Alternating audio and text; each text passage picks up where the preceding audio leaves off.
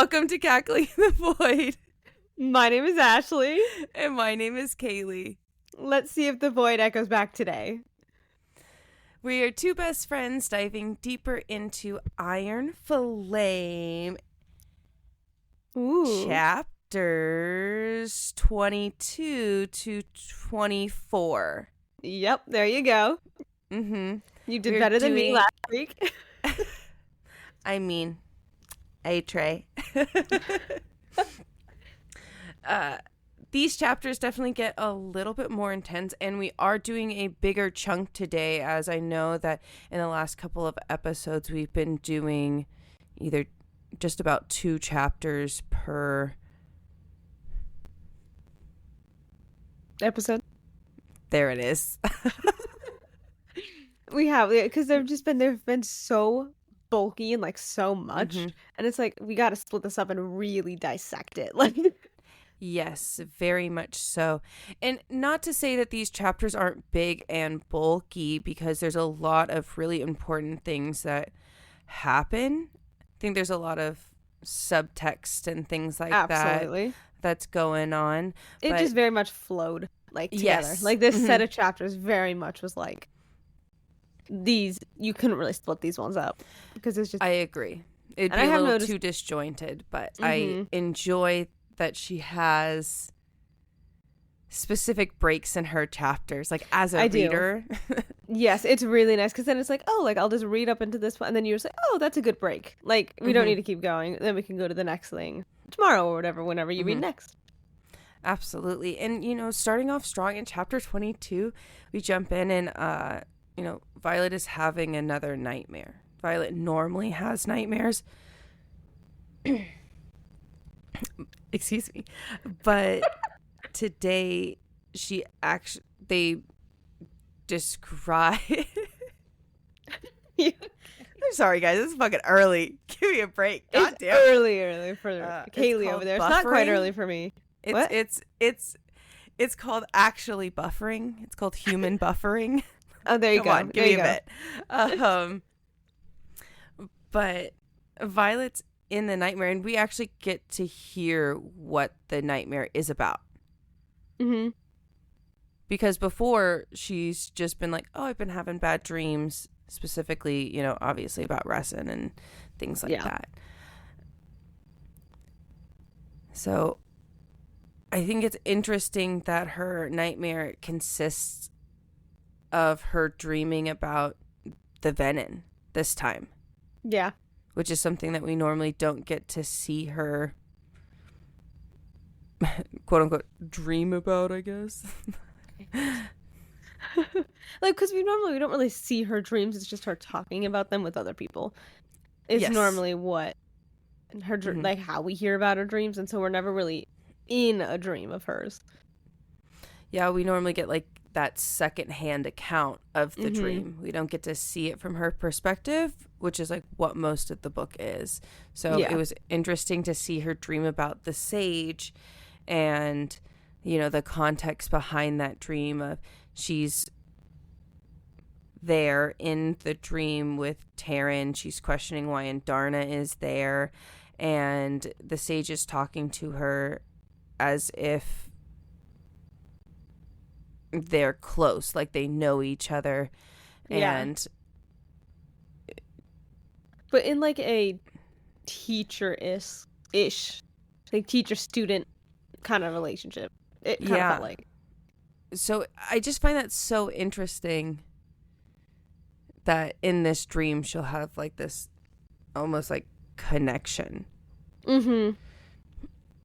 And then, you know, obviously that is terrifying, and she kind of just like wakes up, which what an intense dream to wake up to. And then immediately it cuts to her and Xaden, and she's like, where are you taking me? Where are we going? And Xaden says to Besgaiath's weapon forge. Yeah. And she's like shocked. She's like, like, oh my gosh, like, and she does say, she's like, hey, like, thanks for trusting me with this. Exactly, because she knows that this is where they get the weapons from. Yeah. And this is a huge secret that is a lot for Xaden to trust her with, which is a lot for Xaden to trust her with. It really is. And, you know, they're kind of talking a little bit about, like, their trust, and she's kind of like, oh, like, this means a lot more than he thinks. Like, this is really, like, I'm really excited. And then who comes around the corner but Varish? And, which, I mean, wild on how he knew where to find them. But he does say it's like, oh, like, you make it hard to track you down. Yes, and hard to kidnap because of the wards on her room. Because her door is warded. And they're like, was that because of you, Xaden? And he's just standing there like, duh. Because what they openly say that second years don't know how to shield, so obviously it was courtesy of him. Yeah. You know? Yep. Yep.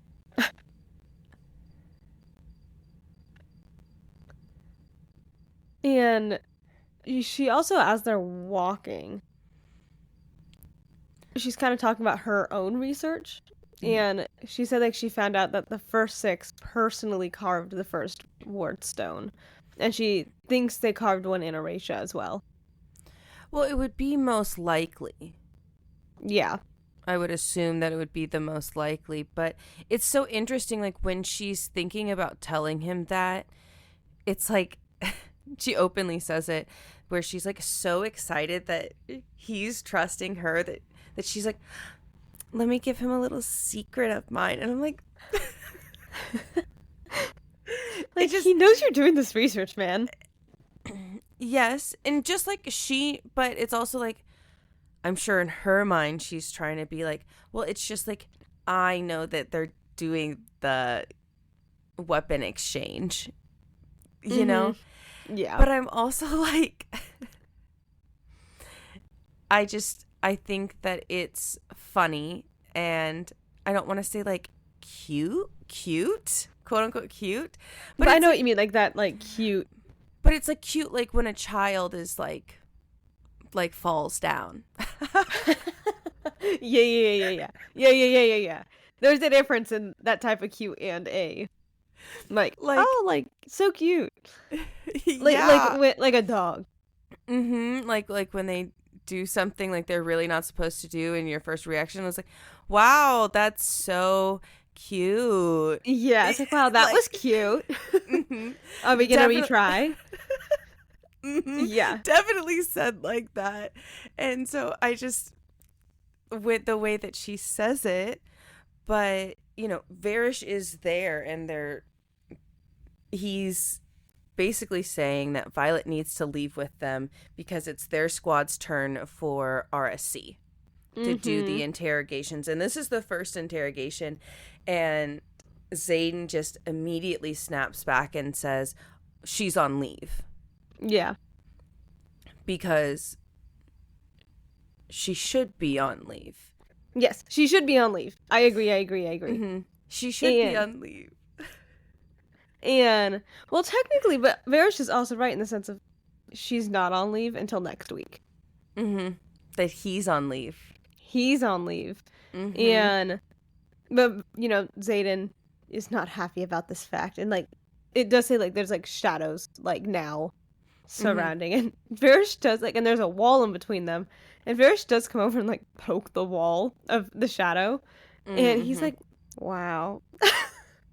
Like, wow, you guys are, like, I see what all, like, everybody's so excited about. Yeah. That this is really strong. This could be a really great weapon. And, like, them together is great. Them together would be such a powerful force. Yeah. Which, I mean, it's true. It is. They also, like, say that both of their signets, even in the first book they say it, that both of their signets has not been manifested in what, in capacity years. No, yeah Like, oh, at the same time, was it? Yeah, at the same time. Yeah, something like that. Like, it's at the same time, like, they haven't been, I don't know, together. Like, those two signets haven't been together in a really, really, really long time. Yeah. Which is why I think they are, them two together is coveted. That they really could be the strongest people. Yeah. That Navarre has. I put that in air quotes because really it's that Erasia has. So yeah. Yeah. And, you know, she does mention how Vare's just now, like, pushing Xaden. And he's having fun with this. He's like, come on. Just, like, she has to do this. It's mandatory. Yeah. And, you know, Violet is like, oh, like, that is not how you handle Xaden. Like, if you push back on him, he's gonna push back harder. Like, that's just... yeah, that's just who he is, but you see it. He starts. I know. He does. He kind of starts, like, jabbing at him, and Violet...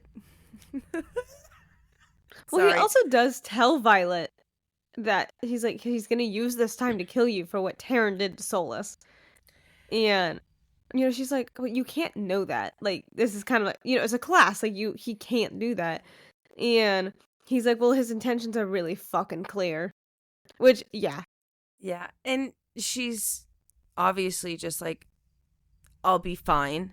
Like, back off. And she does snap back and say,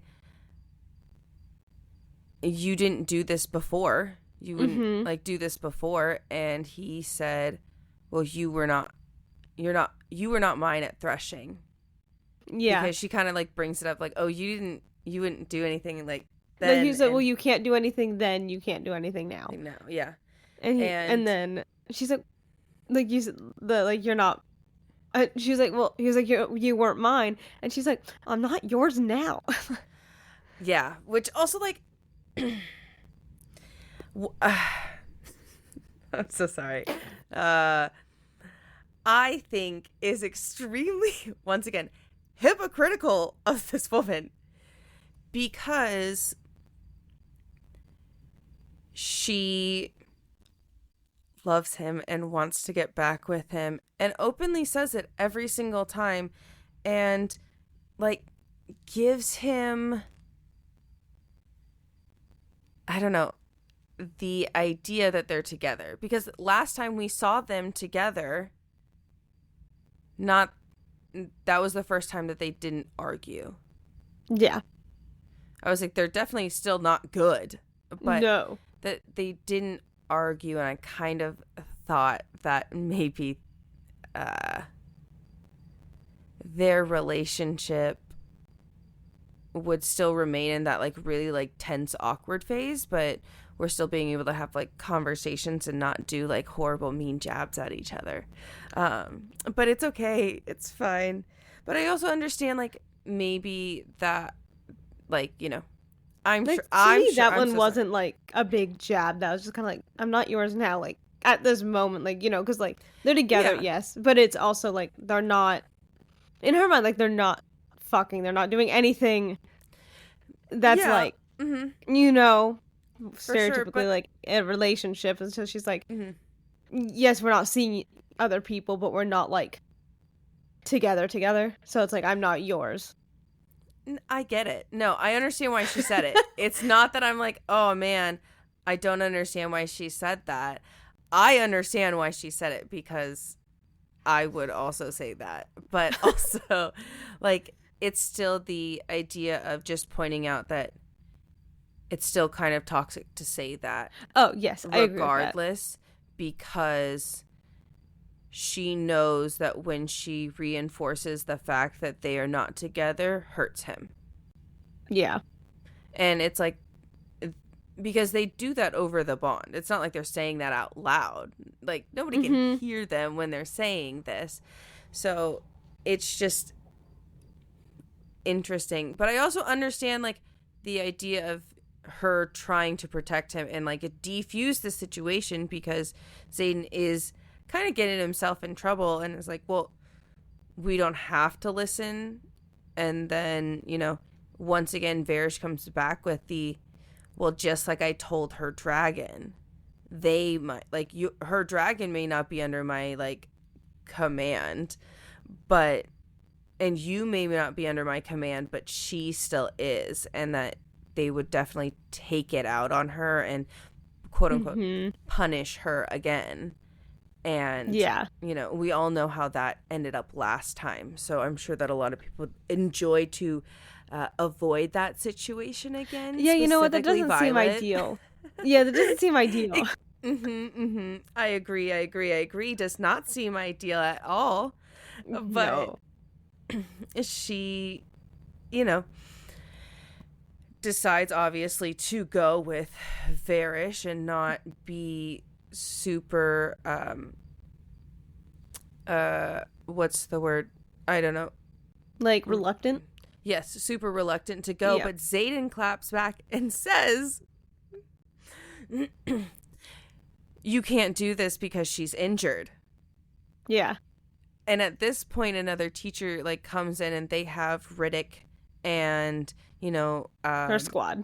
Yeah, Varys' little minions come, and they also have the rest of her squad, so Rhea and Sawyer and Riddick are now all there in this picture, and gotta watch this, like, a power exchange happen. It's a dick measuring contest. You know, Zane loves to whip it out. He really does. That's all I gotta say is that he really does. Just any chance he gets, he's just like, hey, let's do it. Literally. And I know that was, I mean, like you said, it was even mentioned in the first book between him and Dane when they were at Montserrat. But it's just like someone mentioned it. It was so funny. Yes, I loved it because it was just Zayden does do that a lot. The way that he challenges power so often and just knows that he's going to win almost. Like he is very cocky. He has that personality. He has like that confidence. Yeah. And sometimes I'm like, wow, that's really impressive confidence. And sometimes I'm like, kind of agree with Violet on this. I don't know about that one. The only time. But because of this, and like, you know, now it's like, it really is like a dick measuring contest. And they're both not backing down. You know, Violet's like, I use the one bond that I never use. I stay away from that bond. And she's like, reaches down for Sigale and is like, you need to stop him. Like, please stop him. And Sigale's like, I chose him for his inability to relent. And she's like, well, he's gonna die. Like, everybody, the weapons man. Like, this is not a good idea. And Kaylee, you do like this line. I'm so sorry. I loved this. I love Sigale. Sigale is phenomenal. We need more of her. Sigale was so literally one of my favorite things ever, hearing her say this, because Violet is probably going to start on a whole spiel, and she just says, fine, I'll do it. That way this conversation can end. Because I love her so much. She's like, no. Just immediately, she's like, I'm over talking to you.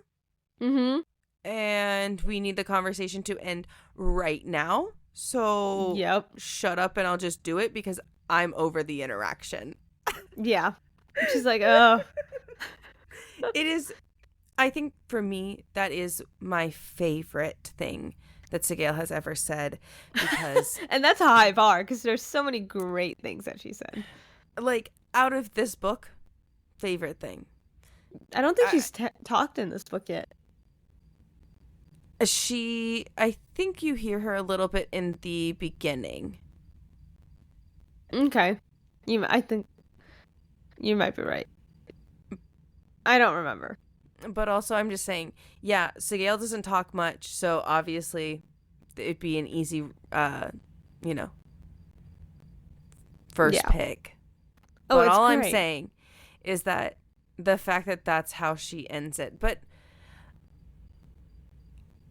and just ends it with that very much that ire of, ugh, over it. I think we don't need to be doing this. Yeah, immediately she's just like, oh. Ugh. But I also do love how she's like, well, I chose him so he doesn't relent. And Violet's just like, no, I don't think you understand. We're all gonna like fucking die, man. Because Sigale is like, I love his personality. I know. There's so many things she's like, there's so many things about him is like the reason why she picked him. And it's kind of interesting because the reasons why she picked him are a lot of the reasons why Violet reaches out to her. Yes. Just I don't know, maybe we should try a different tactic. Yeah, because they can be pros, like not relenting sometimes is a big pro, because it's like, hey, you hold your ground, but also it can get you in sticky situations like this. Exactly. And Professor Grady is there, and Sigale does intervene. Yep. But Professor Grady is there and is saying, is she really that hurt? Because Xaden did mention it earlier that, hey, you can't take her because she's hurt. And he was like, well, how bad is it? Yeah. How bad is it? What's going on? And is kind of showing a little bit more concern because he does, handcuff her gently. Yeah, and because everybody else's hands are tied in the back, and he's like, he kind of, what if she's in a sling? Is her arm like this? Yeah, like kind of tied. Gonna be like that. Well, I know how a sling looks. I'm just saying, is this arm tied up to her? It's fine. No, I meant because I know it's like this. I've had a sling before. Like, you just tie. Okay, never mind. Never mind. No, please keep going, Ashley.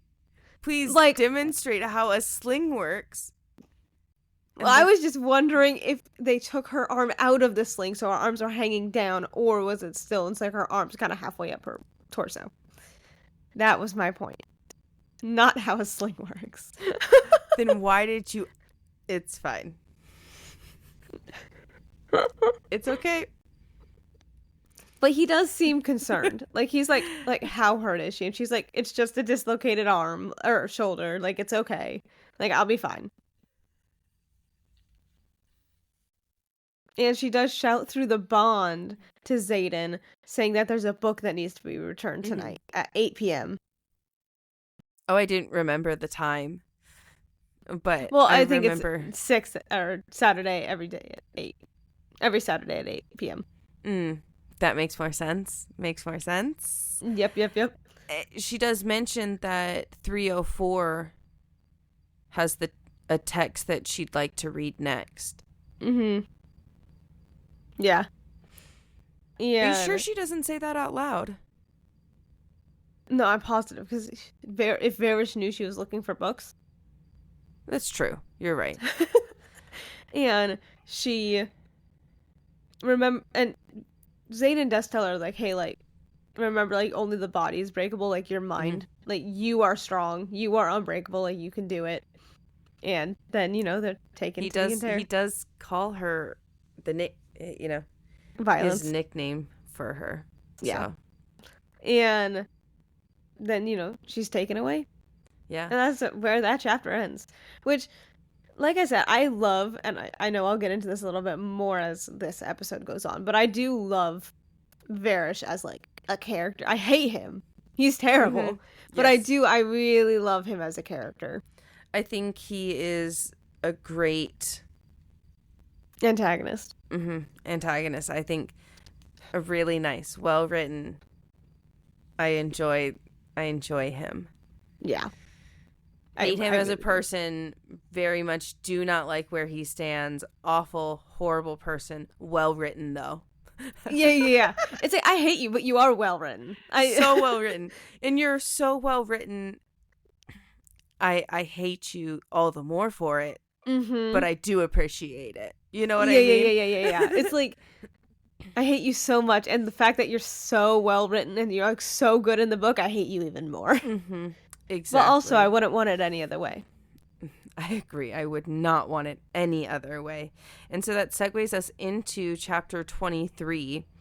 And they're going into the training chamber Yeah. for Like the RSC. interrogation Yeah. training chamber. And she's just floored. She's like, I have lived here for so long and I've never seen this. I had no idea it even existed.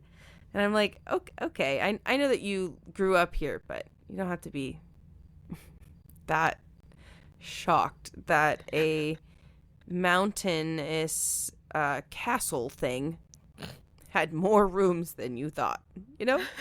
And also, did she ever go to Besguy? Because she had to cross the parapet, but I guess it's like all connected. The parapet's just like probably in the middle or something. I have a feeling that there is a way to get to Besguy without crossing the parapet. That's like, true. They have to emergencies and stuff. If everyone's filing out over the parapet or filing over. Well, but also it's like the teachers aren't going to walk the parapet every time they like want to, I don't know, also fair. Go to fucking town or something. You know? Like That is fair. That is fair. That is fair. So I'm sure that there's like an underneath path, you know, where all the dead bodies are. Yeah. There you go. There you go. So many dead bodies are probably there. You know, walking into work. Hey, Steve. And Steve's just like a dead, rotting corpse. Like, hey. Okay. Yeah, exactly.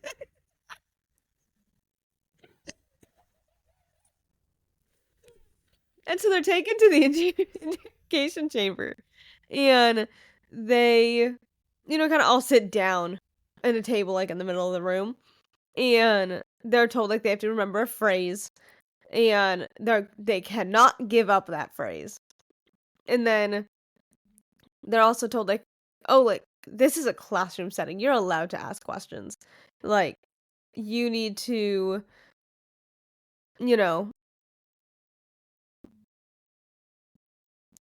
wow, my brain blank. You need to, like, tell each other a secret. Because, like, a personal secret that each other doesn't know. And so you have to keep that a secret, and you have to keep your, like, sentence a secret. And, kind of go around the table asking or telling each other their secrets. And Reed does go, oh, Violet's full of secrets. Like, this will be so easy for her. First of all, I kind of loved it because that comes Absolutely. after the fact that that everybody else kind of like mentions their secret, you know? Ree was like, we snuck out. Sawyer was like, I didn't tell my parents that I repeated. Yeah. And Riddick says that he's fucking scared of snakes. I love him. I really do. You know? And I do love his snapback where it's like, Sawyer's like, oh, like, that isn't a good enough secret, man. And he's like, well, did any of you guys know about it? No. Therefore, it's a fine secret. Put me in a room with a snake and you'll see what I mean. And I love that because I was like, all right. It's true. Yeah. It's very true. It is a secret. Yeah. And Reese says that, and it's either Riddick or Sawyer. Obviously, there's only 4 of them there. But immediately says, are you guys okay? And it's well, of course we're okay. Yeah. There's nothing gonna be wrong. And Violet makes that connection in her head that she's like, I like that we are the only 2 involved in this. Yeah. I like how they're a united front saying that it's just them. Yeah. And how it's like, and she's like, I do like how, I mean, they haven't acknowledged that. Yeah. Like, for sure. verbally to each other, like, this is just between us. But she's like, I like how we both acknowledge, like, we don't want anybody else involved in this. Like, whatever this is going on is between us and us alone. Yes. Because it can get messy if you add, like, if you have issues with, like, one person and you're in a group of 4, if you add more people to it, it can make it so messy. So messy. And, like, that's the thing is, damn, Ree's such a good friend. Such a good friend. Such a good friend. The fact that her and Violet are still on the same page even when they are fighting. Yeah. Just want to point it out. And, you know, they're starting to eat and drink the food. Mm-hmm. And drink the food. They're drinking the food. Yes, they are. You committing to that, Kaylee? Have you ever drunken some food? I have, actually. Soup? Immediately, yes. I was like, yeah, I have. Thank you. I was like, I'm glad that you knew what I meant by me saying, yes, I have drank my food before. I did. You know, just I have soup almost like every day. Soup is good. I have soup at least like 3 to 4 times a week. It's a big thing in my life, okay? But soup is great, though. Like, you're so valid for that, because I also love soup. It's a big thing. I eat a lot of soup. It's really good, guys. Soup is really good. The best. And is my favorite food. I don't care how many people make fun of me for it, but yeah, soup is my favorite food. And people make fun of you for liking soup? Well, it's just, I feel like they make fun of me more because they're like, why is that your favorite food? Like, that's such an odd favorite food. And I'm like, I don't know. But there's so much variety. Anyway. Yeah, it's fine. It's okay. I was like, I mean, that's a very broad favorite food. So, like, what do you mean? It is a very broad. Like, have you never had, like, good soup? Like, you know how many soups there are out there? Anyway. Yeah, it's okay. I could talk about soup all day. But we are talking about them eating and drinking their food. And they're eating the biscuits and it's getting dry and Ree smells the drink and it's like, oh, it smells like apple juice, but sets it down. And then they all kind of go to take a drink and Violet smells it. Yeah. And says, don't drink that. Mm-hmm. It has the same poison in it. Like solution, poison, serum, whatever you want to call it. Yeah. It's in it that they had last time that dampened the bond and disconnected them from their dragons and the outside world. Yeah. And so immediately they're like, oh, we should not drink this. And then they dump it into the toilet to get rid of it. And then the training commences, you know? Mm-hmm. They also say, man, I understand why they gave us these freaking biscuits. My mouth is dry. It was like I'm eating sawdust. It's like immediately, it's like, and I feel like that happens a lot. It's like, you know, when you go to the dentist and they do that stuff and you're like, you can't have a drink for like an hour. And it's really, it's not that big a deal. Like, you don't drink, you know what I mean? Like, you can go an hour without something to drink. And the entire hour, you're like, wow. All I want is a nice sip of water. You're just like, oh, the moment is taken away. You're like, I'm just going to die, but that's okay. Yeah. And then, you know, the training commences and they're being led into a different room. And Riddick, Sawyer, and Ree are told to go stand up against the wall, and Violet's told to sit in the chair. They're shackled to the wall, and Violet's in the chair, and they think that one of the only reasons why Violet might be in the chair is because, like, her arm, but they are sorely mistaken. Thank you for knowing what I was gonna say. Yeah, because 2 riders walk in that Violet has never seen before. She's like, I don't know these people. The dogs are throwing a fit. Which is definitely interesting because they've been at Besguyth for a very long time. And obviously Violet has been at Bezgaeth for a very long time and really knows everybody, and mentions that both of these people are just the most unremarkable people. I know, she's like, wow, these are the most like generic looking people. I could have passed 20 of them and I would have been like, okay. Exactly. And I'm like, damn, okay. Just calling them out. Just wow, there's like, they're so generic. But I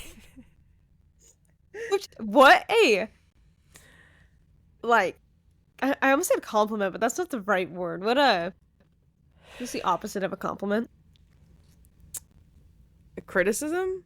Like, Jab? what a, like, criticism of somebody that if you don't want to be too, like, you're not calling them an asshole or, like, being, like, derogatory, I guess. But, like, wow, you're just so generic looking. Like, I feel like that's, like, a, wow. Yeah, honestly, it was just so interesting how she's like, oh, yeah, they're just so generic. Yeah. But they, start the process and they're like, give me your secrets. What are you guys hiding? Like, if you tell me now, we don't have to do this. And Riddick immediately says something that is so similar to the secret that they're keeping. I think he says, like, the treasure is under the bed. Yeah. Or, like, the map is under the pillow or something. It just, like, something like that. That's just so similar. Yep. And they were like, oh, I see. We're just going to, like, throw it out there first so that we don't know when you're telling the truth, Yeah. And they both mention it. They're like, hey, but we know that you're lying and we know when you're going to tell the truth. And or, like, just tell us a personal secret between someone else. Yeah. Like, really trying to coax it out of them. Yes, and they kind of elaborate that their signet is very much, it's still a classified signet because they don't actually tell them what it is. They just say that it has to do with reading people's bodies, and they like telling if they're lying. And they will be able to tell when they're lying or not. Yeah. And Violet is in the chair, and they're asking her more and more questions, and they're punching her, and she's reassuring her squad that she's okay and that everything's going to be fine. Compartmentalizing pain is like, oh, we're just going to put that in this little box over here. Like, we're not going to think about the pain. It's going to be fine. Exactly, because they are actually being tortured. They are, like, this is a thing. They are being tortured. And they realized, because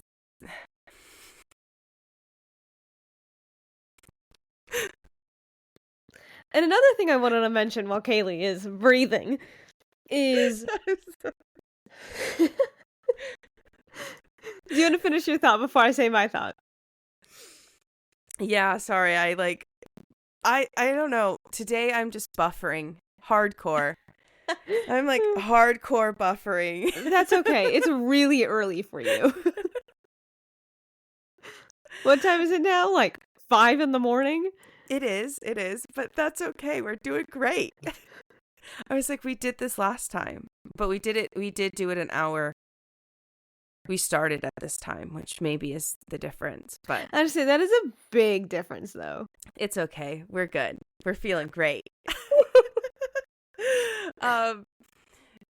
As she's compartmentalizing this pain, the interrogators are still talking to her and are still saying, oh, we picked you first because you were the weakest. You're so frail. How did you get through it? Like, the interrogation is not light. This is intense. This is but not then I do know, easy.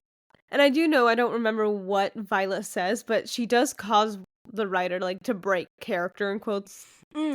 For, like, when she mentions her mother, because the interrogator says, because she's like, oh, fuck off. She was like, oh, who gave you, like, that sharp? Oh, like, what tongue? A mouth for a general's daughter. Oh, that's what it is. And then she's like, where did you get that? And she's like, oh. Well, she doesn't even say, where did you get that? But she just says, Violet retorts, Yeah. I don't remember what she says word for word. I was like, she says, where do you think I got it from? Yeah, there it is. And you do see the writer like break character for a minute, which so good. Which is hilarious. I love that. Oh, it is. And another thing I wanted to mention is, Professor Grady is the one that brought them into this room, but he does say is like, yeah, we don't let the teachers do it because we think that'll make a bad relationship between the writers and the teachers. And Riddick is like, but they chain us to the wall and let us get beat. Yeah. Like, how does this work? I am confused. Exactly. But that's okay. It's very hypocritical, I understand, but also understand where Professor Grady is coming in, because if it's this intense and they are like ridiculing them and like beating them, and it kind of switches over to, oh, maybe she's only strong for herself. Yeah. And so they start obviously torturing everybody else and beating everybody else, and Ree is constantly giving them like their orders, like stay strong, don't hold back, just don't fucking do it. Hold the line. Yeah, hold the line is like the biggest thing that she keeps saying. She's such a great squad leader. I was gonna say, I was like, it makes me like so happy to see Ree in a very much this is my squad, I am the leader, and to see Violet actually step back and let somebody do that for her, and that she respects enough not to challenge every 5 seconds, is so nice to see. But they don't break, and it kind of comes down to maybe we'll let them sit here for a bit. Maybe that's enough. And they openly say it's the hours of anticipation that is the worst part. It's not written as like, the beating and everything hurts. It hurts like fucking hell. But you don't know when they're coming back? Yes. Hate that. You don't know when they're coming back, and it's going to start again. And it is the time that really was the worst part of it. There are some times that, if you like whack your arm really hard, for example, like, like sometimes like the longer you like kind of are just waiting there, the worse and worse and worse it gets. And so it's like their pains are probably increasing and they don't know when they're coming back. And so it's just that, oh God, this is the worst. Yeah, because like, I mean, that makes a lot of sense, because when your muscles are experiencing trauma, they tense up and they form into a very specific thing, and then as you have time to relax, they loosen and stretch out again, which is causing you more and more pain. Because you break, like your adrenaline's rushing and you brace when that's happening for sure. But also adrenaline plays a huge part in our pain receptors. So adrenaline can change a lot of people's pain, which is why women choose to still have babies. But also the brain has a brilliant trauma response where if things are too traumatic, you really can forget. The brain will just it's ingrained in us as humans. One of our survival modes is if it was too traumatizing, our brain just very kindly forgets it for us. It's like, no, you don't need to remember that. It's okay. It's cool. Like that's too much. Yeah, basically. Let's just hit restart. Restart on the computer. That's too much, man. Like we're cool. We're gonna just pop it out, throw it away. Unnecessary. Yeah, we don't need that.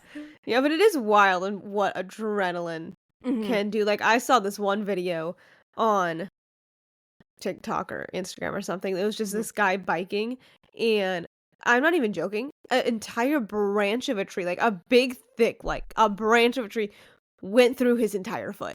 And he's just like, well, that's not great. But that would hurt so bad. And the fact that he's like, okay, well, I kind of need to figure out what I'm like. So you could tell that it hasn't kicked in yet, because the adrenaline, as soon as that happened, his adrenaline probably went whoop. He's not gonna know. Like that's gonna hurt in like an hour. For sure.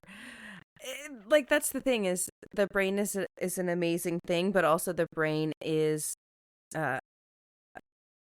one of those things that could cause you a lot of fear and terror, especially like for that time when we're talking about time and that brain, like the adrenaline is gone and it turns into that anxiety brain that is constantly the anticipation. Anticipating the, oh my gosh, when is this going to happen? Oh my gosh, when is this going to happen? Oh my gosh, when is this going to happen? Yep. I also kind of agree with them. Absolutely. Is the worst part of anything. Really is. And it's like, I'll tell, like, I have anxiety. Wow. And oh my God. I know. That's crazy. I know. I would never have guessed. Never have guessed. And although it's got a lot better, still there. I was like, I don't have that. Oh, at all? You are a perfect human being. I am far from perfect, but at least I don't have anxiety.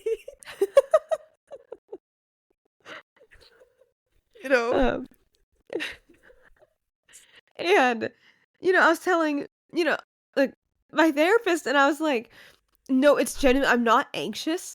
It's more of the anticipation of, I just kind of want this to happen.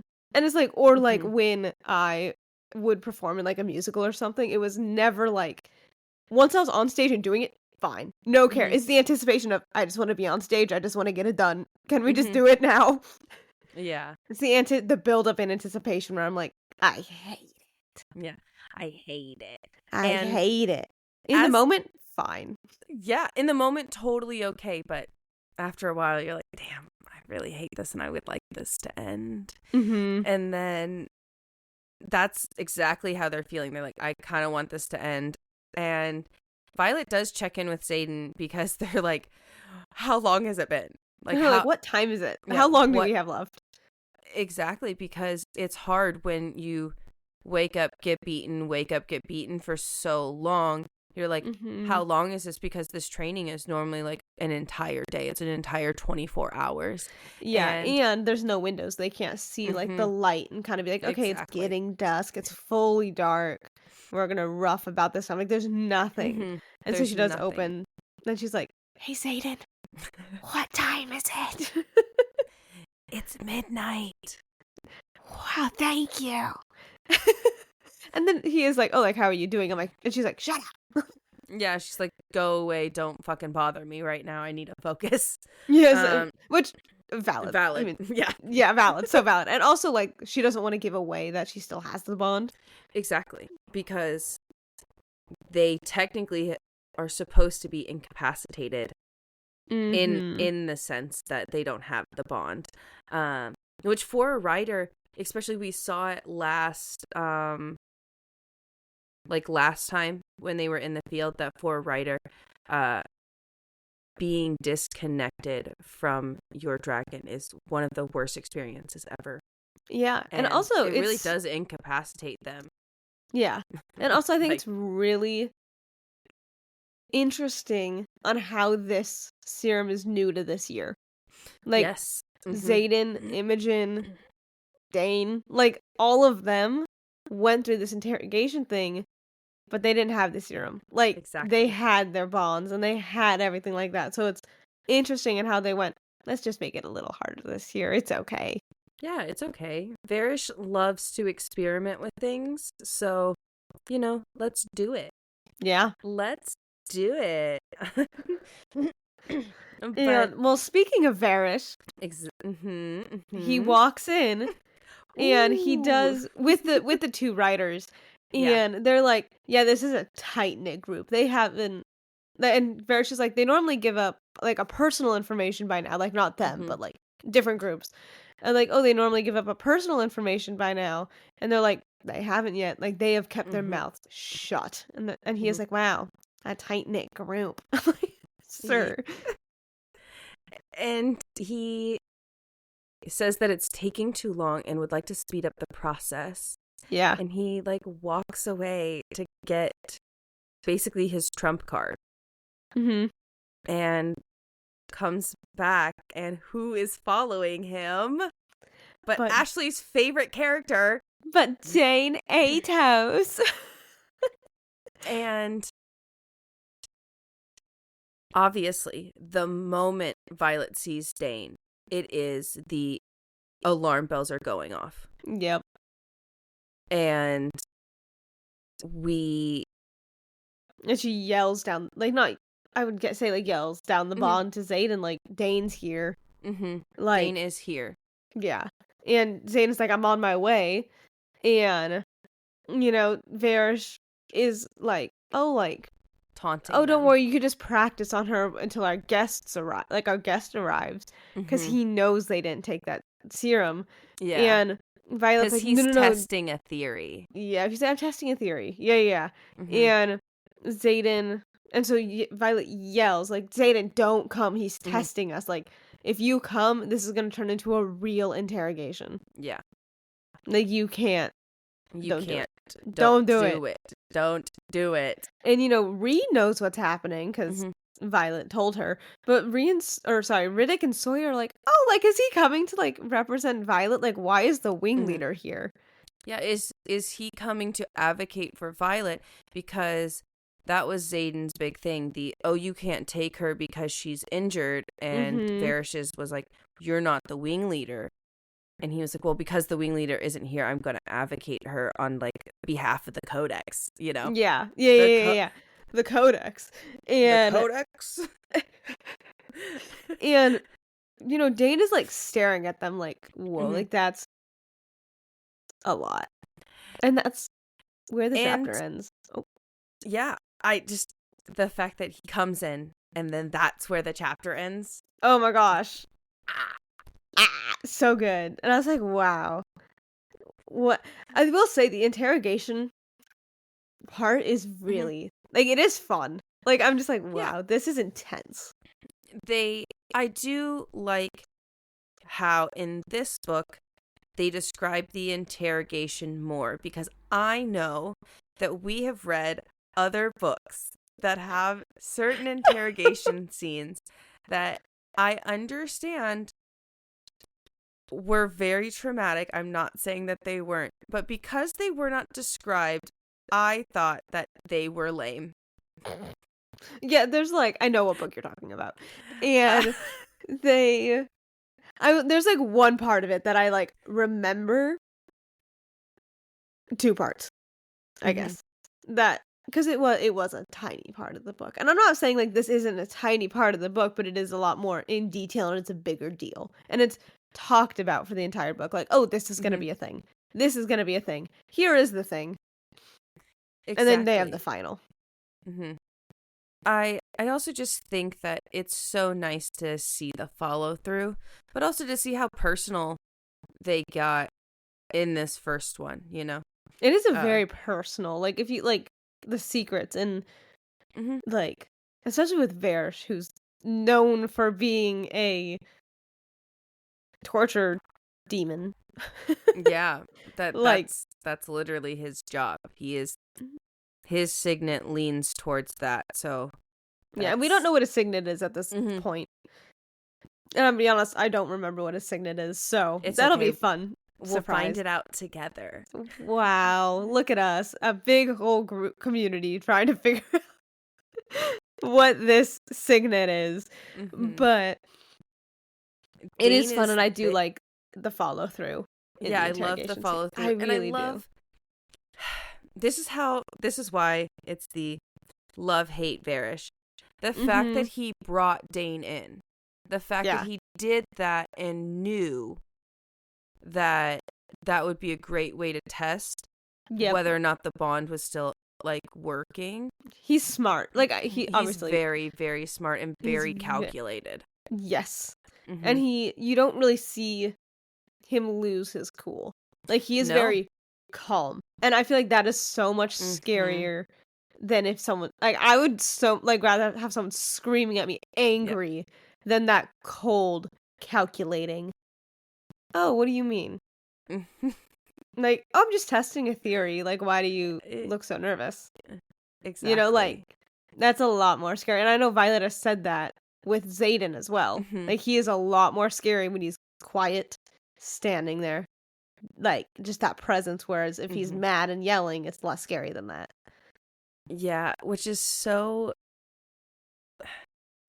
I mean, silence can be power, and it definitely leans towards that. But Varish is really trying to coax Dane into. We're going into chapter 24, by the way. I loved how Varish was really trying to coax Dane into doing this. Like, not only is Varish calm, cool, and collected and is like trying to get information out of people, but he's also using the tools that he has. And Dane sees Violet and immediately is like, she's injured. You're like, I can't, like, a cadet that's injured or like is unhealthy should not perform in interrogations. And Varish snaps back, well, they shouldn't. It doesn't say that they couldn't. And he does go, such a rule follower. We love our we love an honest person, because Dane is. What a fucking rule follower. And I guess, like, in this moment, it's great. Like, follow the rules. Like, maybe don't interrogate somebody that's, you know, hurt. And I do agree, but on the flip side, when Varish is like, it's a lot more common for students to be previously injured before they're taken, like, or sorry, riders, like, once they're out in the field. You're more likely to be previously injured than not fully healthy. Than fully okay when you're taken into interrogations. So, therefore, he's just making it a little bit more realistic for them. Wow, look at that. Yeah, he's obviously. Just so thoughtful. And so really thoughtful. He wants to give them the full experience of what it's like out in the field. Exactly, to give them the best education that he could possibly provide. Exactly. And he is like, well, like, you could just practice like this, and openly says, this is what your signet was made for. You could find out anything you wanted. You could know what happened at Ressin. Yeah. You could know what she's been hiding. Like, you could know why she doesn't want to be friends with you anymore. But he's like, but actually, I already know. He like, you could see why. No, because he's like, well, because Dane does say, like, oh, like, my signet is classified. Yeah. Like, I can't do this. And Varish is like, oh, like, she already knows what your signet is. Like, why do you think she's so mad at you? I think it's because you killed her little friend. Sorry. I almost lost it. Like, when he said that, I was like, sir, the gall. I know. But oh my God. And also how Rhea and Sawyer are, like, watching this, like, wide-eyed, like. Rhea, Riddick, and Sawyer are just like, what the fuck is going on? And that's number 2. I know it is, damn it. I didn't point out the first one. I just want to let everybody know. So proud of you. I was like, she didn't point it out. I didn't do it. She didn't do it. Hey, you know, it's really early in the morning. It's okay. I don't know how you don't yawn. You started at 4 a.m, man. How have you not yawned? I don't know, man. It's just, I don't know. The adrenaline. Yeah, actually, yes. I agree. But the fact that he said that and knew that Dane would be such a trigger for her was just so calculated. It was so good. Kind of delicious. It was really good. It was really good. And that's where we do, again, hate him as a character, but we absolutely hate him as a person, love him as a character. He is a very well written character, just so well written, so good. And she also does mention how Violet's kind of putting it together, like, oh, like, Car's my teacher for my lightning and wielding, and it's Varish is Dane's. Like, Dane is being taught by Varish how to use his signet, and she's like, what the fuck is Varish's signet? Like, how is he teaching him? And I know what you were about to say, if you want to continue. No, you could say it. Okay, and how Dane, or how he's saying to Dane, like, you can figure out how and why she feels the way she does for him. Like, really? coaxing it out of him. And I'm like, sir, you need to cool down. Stop it. Violet sees it. She's like, damn, Varys is so good because she can see the war in Dane's eyes. And Dane actually lifts both of his hands to touch her face. And she like pushes back and leaning screams, back as no. far as she is. And she like mentions it's a croak too. Like she's like, like she could barely say it. Yeah, but she just like says no. And he stops and says, I will not do this.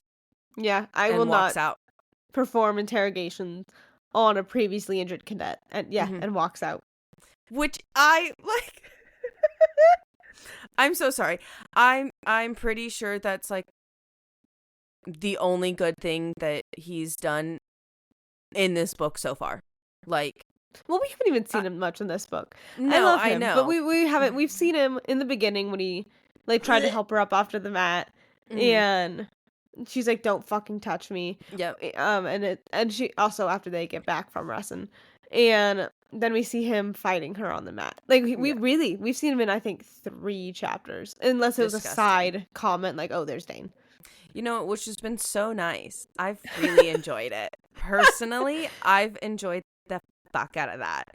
But he's here, and I'm like, as he's leaving, once again, Varys says, what a fucking rule follower. Like, that's not fun.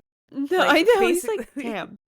Like, I need to train this man better, apparently. Yeah, and like was disappointed that Dane walked out, but also, can we put out the fact that a teacher is getting upset that a student is a rule follower? Like, can we just talk about how twisted that is for a second? Because wow. But I also think that it's one of those things where that's how and why Varys is one of the best at his jobs. Because he wasn't scared to experiment. He wasn't scared to step outside those rules and bend them and push and prod. And, you know, most of his interrogations are too intense and they end up dying. So I know, it's just like it's wild. The fact that he does have that very sadistic side where you see that right then and there that Dane, I mean, true to his fucking character, loves that codex. Like, just really loves it. He's just like, damn, that codex. The characters are very consistent in this book. Like, in this series, like, they do stay. Yes. And it's, I mean, they're not staying stagnant, but they stay true to, like, their core. Yeah, they stay true to who they are at their core. And from the very beginning, everybody says how much of a rule follower Dane is. Yeah. Just so much. And, you know, good for him. See, this is why we love him. I guess. This is why I love him. Okay, that's valid. The amount of judgment in them, that's valid. But Varys does start beating Violet. Just like, that's not fun. Let's we'll go back. Keep going. And he just says, like, fine, we'll go back to older tactics. Yeah, we'll go back to the old ways. It's Xaden fine. never showed, so he's probably disappointed about that, but trying not to say it. And he starts beating her, and he punches her in her dislocated shoulder, which ow. And like completely like breaks the bone. Yeah, the bone, and like dislocates it. In like to the point where her arm's broken, like it's dangling there. To the point where like she definitely won't be able to use that. Yeah, and she blacks out from that pain. Which is so valid. So valid. So valid. So valid. Oh, pain is the worst. Yeah, I agree. And you know, she ends up after blacking out, waking up, and Nolan is over her, mending her. Yeah, and I mean, he has a month wait list, and the fact that he was mending her. But also, before we kind of go there, it's just, I know we just kind of said it, but this book does do, and especially in these chapters, a good job at representing pain. I do think that it did a good job of like, okay, we just put it in a box 1 second, and then like pain can knock you out. Absolutely. I think that at least black you out if you were not, like, you just don't remember. Yeah, once again, Trauma. The brain has a wonderful response sometimes of just, yes, being able to compartmentalize, but, you know, doing that for you. But then also we didn't even talk about the fact that there are some times where it gets so intense, your entire body shuts down. Not to the point where it's like I'm still like coherent, but like I forgot about it. It's your body shuts down. Yeah, like the brain says, nope, we're gonna just turn all the way off. Yeah, it's just that, and that is such a great representation, and it is, like you said, nice to see that the pain was described so accurately, and how certain people have that resilience to it. And you know, like you and I, we can talk about pain all day, but also in a very easy to understand. Yes, I was about to say that. It's very much written in you could tell that Rebecca Yarros has had pain. Like, you could tell that she's coming from a place of, like, I've had pain before. Like, chronic pain. She has EDS. Right? Yeah. And so, like, you could tell that she has chronic pain. So it's like you could see that in how she just describes it so easily. But it's also written in a way where it's, like, if you don't have chronic pain, you can be like, oh, how interesting. Like, it's easy to digest if you've never experienced it. Yeah, and it was very easy to digest. Not only that, is I do think that I liked the way she worded it, because it was relatable to people that didn't have pain, easy to digest for them, but still came across with that strong message of that hurt. Yeah. Even for people that don't have pain. Yeah. But then also for the people that do have pain, very much that is how I... You're like, I feel that. Yeah, that is how I would say that, and that is how I would probably act in that type of circumstance, because it is, you know, second nature to just say, I'm in excruciating pain right now, but it's okay. I was like, yeah, but we can still lift that. We can still move the dresser. Like, that's okay. Yeah. Like, it's okay. I'm in tremendous amount of pain, but like, yeah, like we could still go out to eat. Like, it's normal. Okay.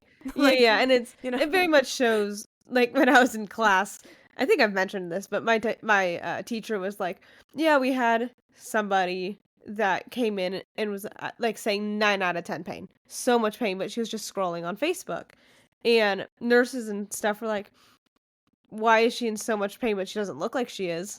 And like, you know, it's like, I feel that. I felt that to my core. What a mood, because yes, that is normally how it happens.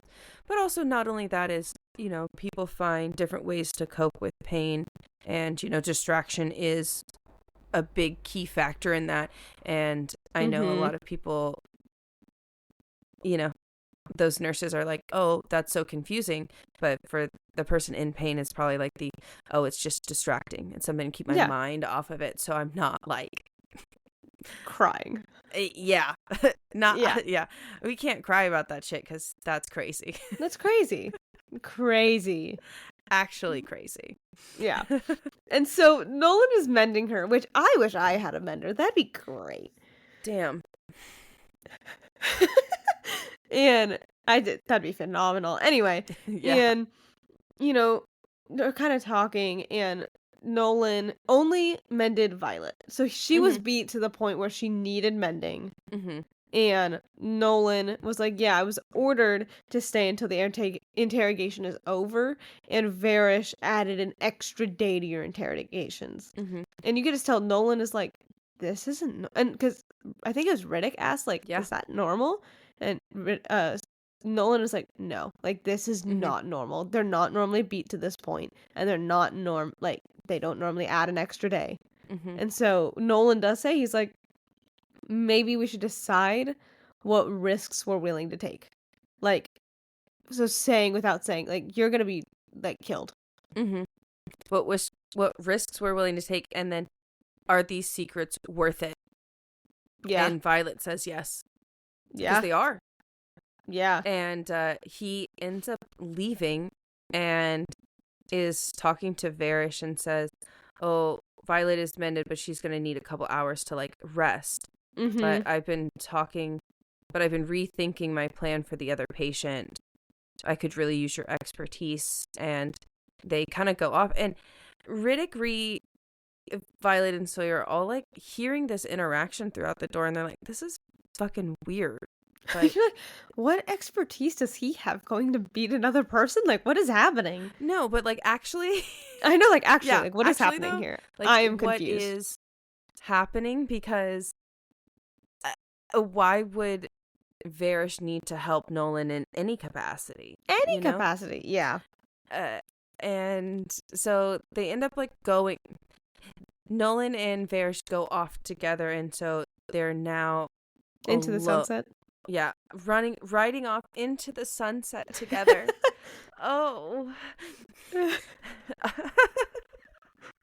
I hate you so much.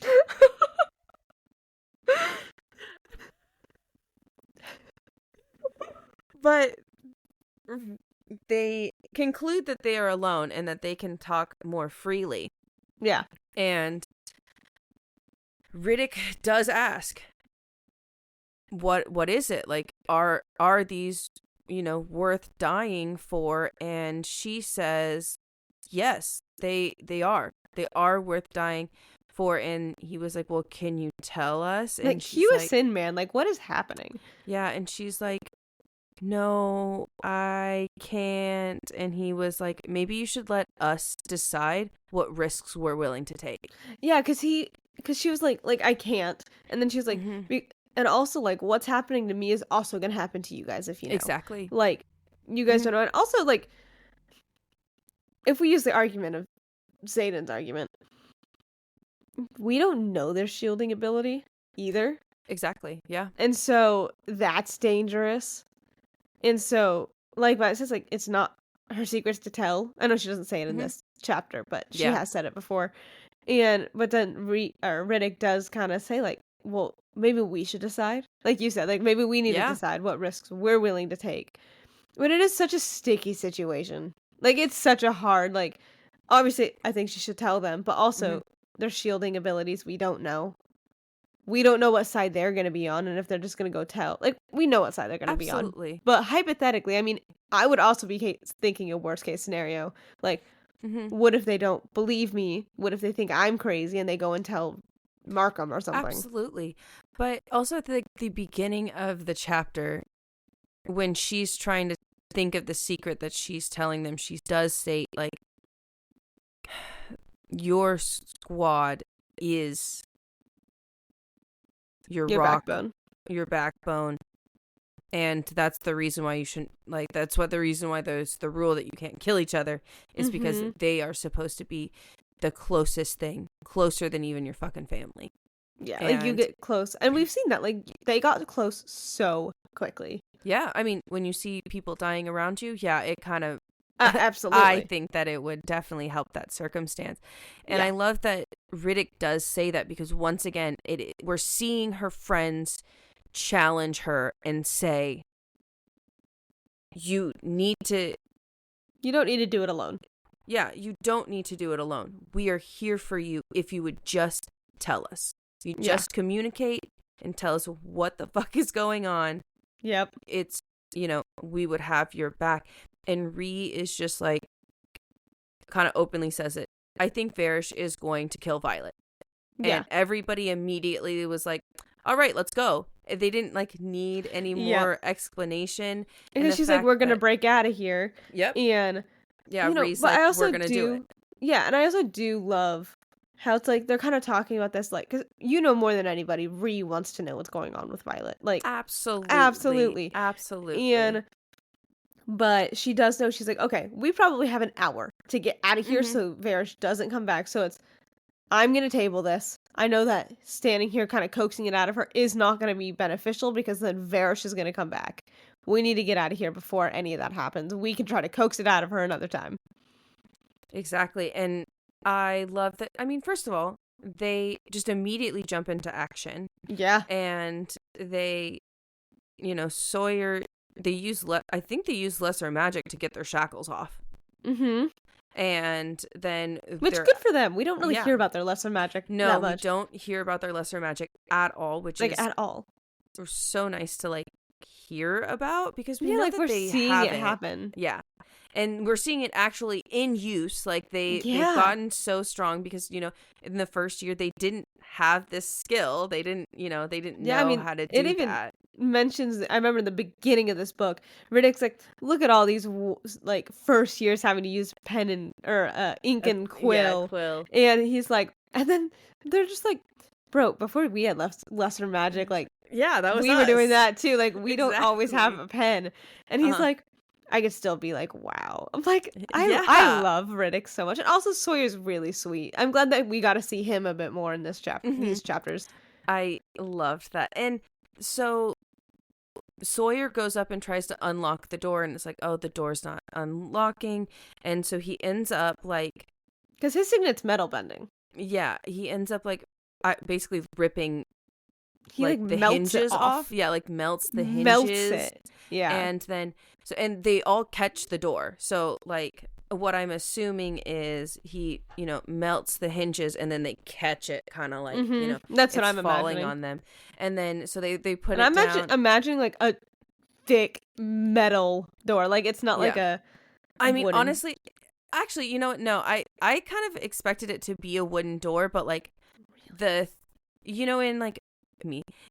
medieval times when they have that really heavy wooden gate that takes 10 people to move. Yeah. That's the type of wood I was thinking of. Oh, okay. I was imagining a metal door, because then there are firebender. Fire wielder? Fire, yeah. There we go. A fire wielder that signets. There we go. That could burn down the door. That's why I'm thinking. I think metal bending is more unique, and that's why I was oh, I guess maybe it's a metal door. I don't know. I don't know. But then why would he not just melt the entire door? Why did he just? Because he's not hinges? that that's if it's that heavy of a door. Because he even says in the beginning of this chapter, set of chapters, where he's oh, go melt the lock, and he's I'm not quite at that level of melting in little things. Yeah. Yeah. Anyway, back to the point. They catch the door. Yeah. They catch the door and they're lowering it, and they actually are legitimately escaping. They get into the outer room. They're able to retrieve all of their gear, their stuff, and Violet is saying. Go ahead. I think we're about to say the same thing. No, you could do it. You got this. Yeah. And I love how Violet does say, she's I love how I'm not the only one that likes to be prepared.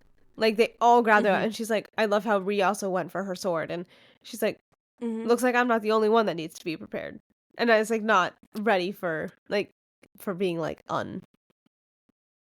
exactly. Defense. And she needs her defense. And the fact that it makes them feel so much more secure. Everybody feels so much more secure in the situation once they have their weapons. And they kind of go up to the next door, and Sawyer is well, first of all, lesser magic is not working. And then second of all, he, for some reason, is not able to melt the hinges or something. But Violet feels a pull. And it's a very similar pull to the... When she walks through the wards in her room. When she walks through the wards in her room and really notices a hum almost in her dagger too. And it's this is weird. And so they put the dagger to the door and it magically unlocks it. Yeah. And they're able to break out and go free. And I also love the conversation here where they're how did you do that? Daggers don't normally unlock doors. What is happening? And Bree's we could talk about the magic dagger later. Get out of the room. Yeah, immediately she's just I don't care. Could somebody try the lock? Did it work? What are we doing? Can we just leave?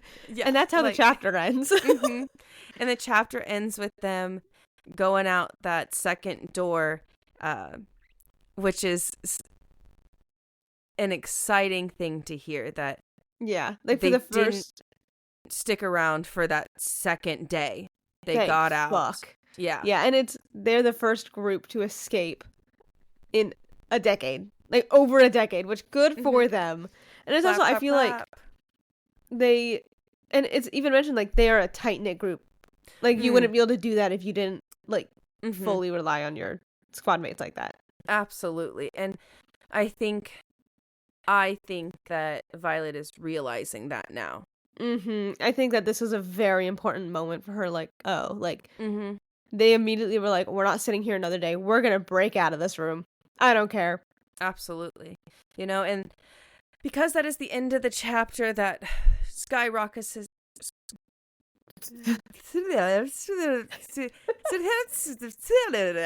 it skyrockets us into our spoiler section. Spoilers! So we are heading into the spoiler section. So if you are here following along and don't want spoilers, we loved having you. We will see you next week for our next set of chapters.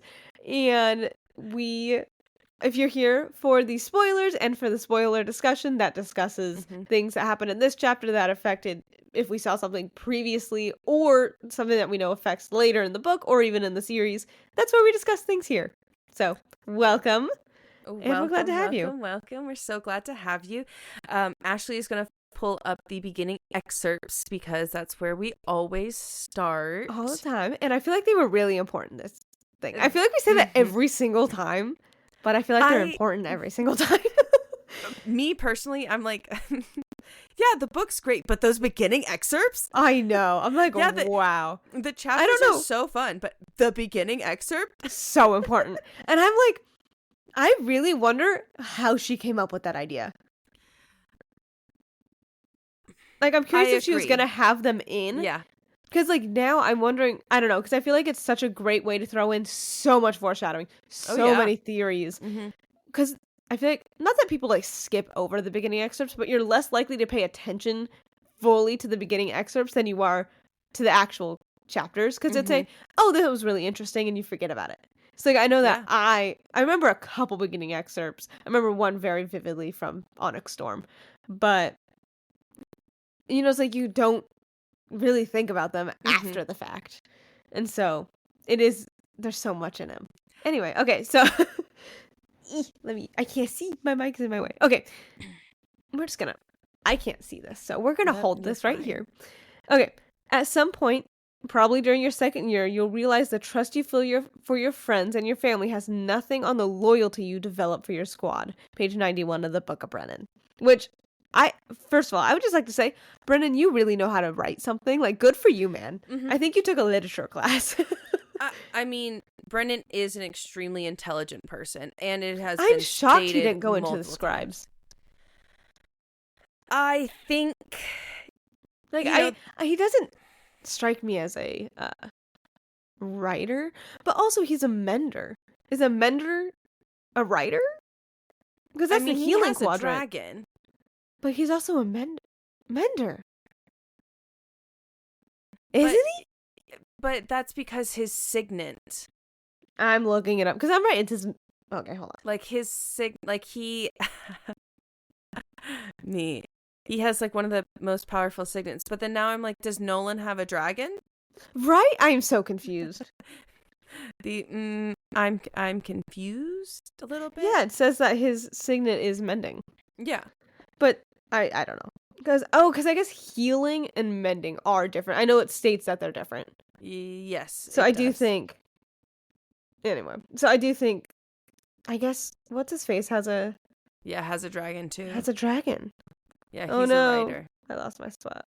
Chapter 17. Why'd you go to 17? But I just want to say that, like, I love that Brennan actually did write a really good survival guide, almost. Oh, he did. Like, absolutely. The Book of Brennan, I feel like we haven't given enough credit to the fact that it really did prepare and say a lot of different things that were really helpful, that gave a lot of insight for her, and even to Mira, because Mira passed it on to her.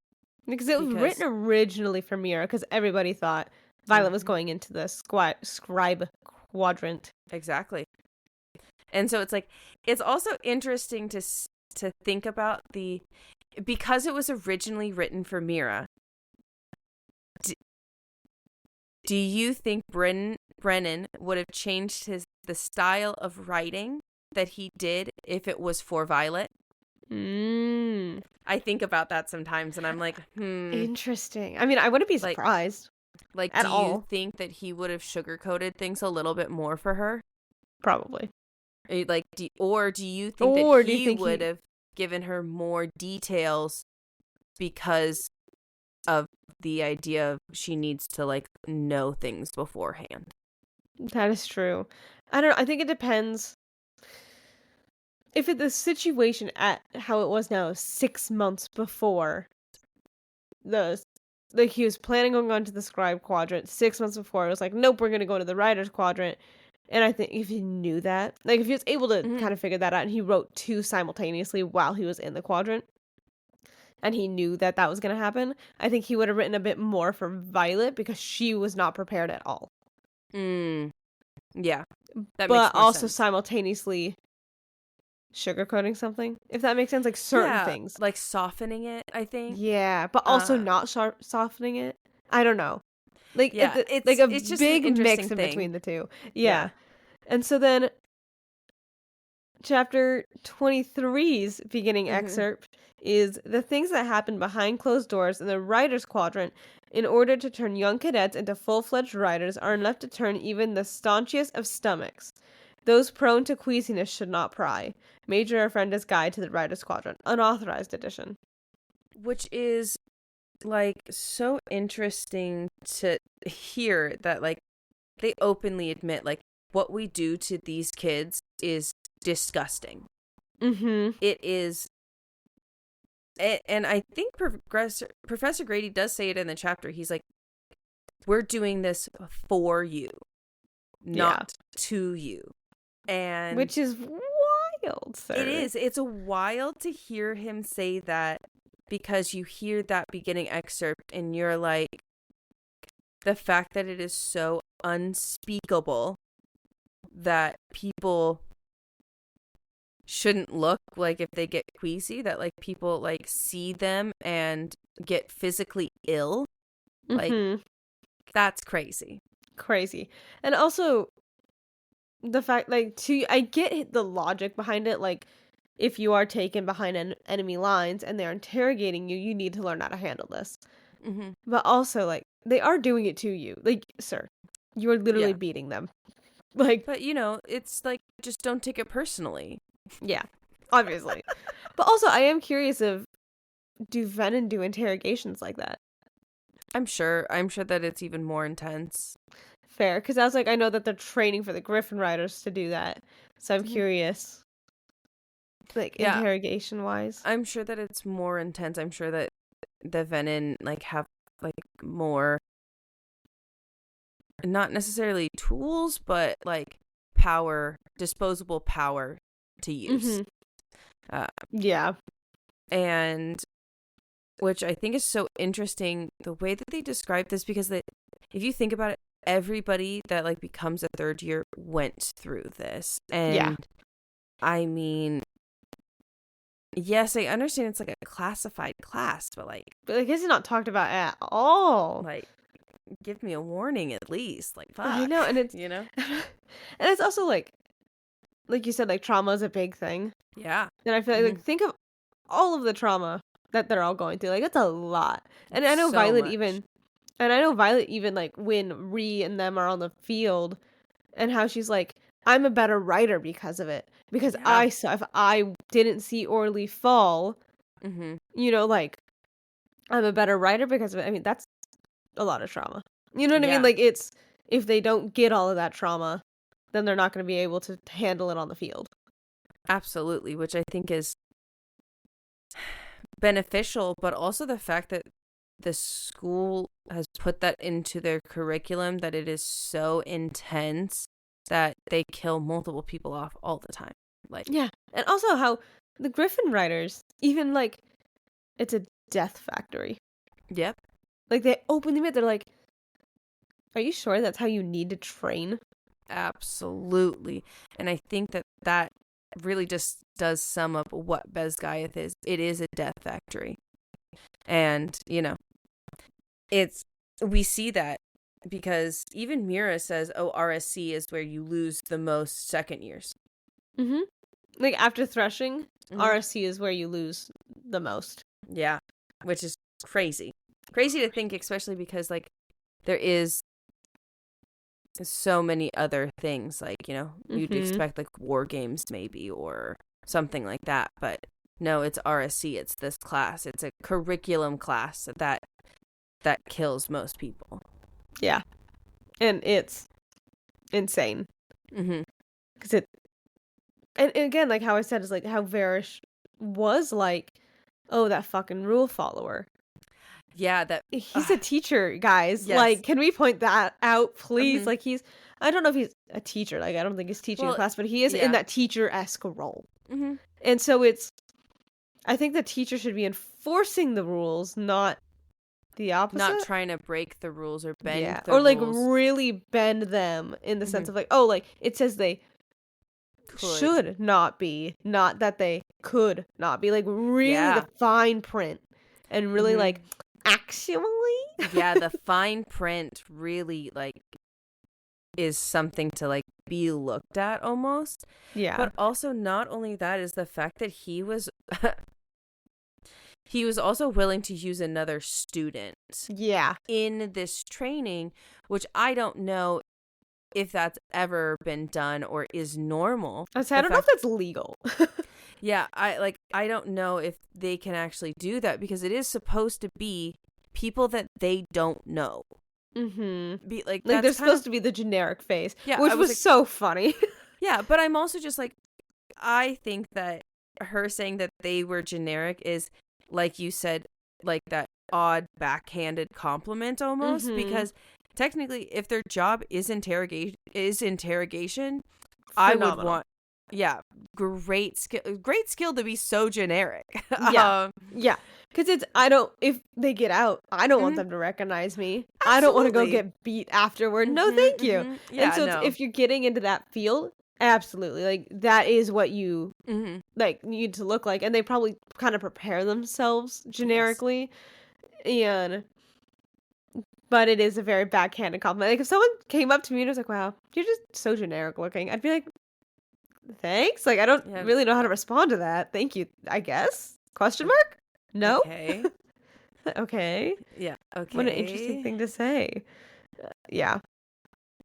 And so then the third beginning excerpt is every few years a squad comes along and defies all expectations. They rise through the ranks, secure every patch, and win every challenge. And then they inexplicably falter, then fall. They call it the burnout effect. They flare too fast, too bright to sustain their pace. Sadly, really, but mildly entertaining to watch them turn on one another. A major friend's guide. It's so interesting because... So interesting. And I, like you said, I'm wondering if this is written after the fact. I mean, it could be. Like, written about Violet Squad instead of, like, previous squads behind them. I think it might be written about their squad. Because they've won almost every single patch, and this patch in particularly has been not achieved for a very long time. So I wonder if it's the previous, like, yes, it could be written about Violet's group, but this also could be written about the previous group that also got this badge as well. That's true. And maybe they burnt out, but this could be the, maybe they don't. Yeah. Because they have gotten almost every patch. They have been a great squad. They have not broken. They did that.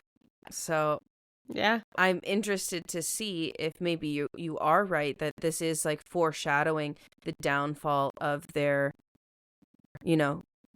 group dynamic. But also, you could argue that the burnout was or is the end of this book when Violet tells the truth. They're saved from that. Xaden comes in and they all go to Erasia. Yeah, that's in like 10 chapters now. Yeah. Like, that's so soon. It's like the midway point from what I remember. Exactly. And so it's like you could say that maybe that was their burnout. They left.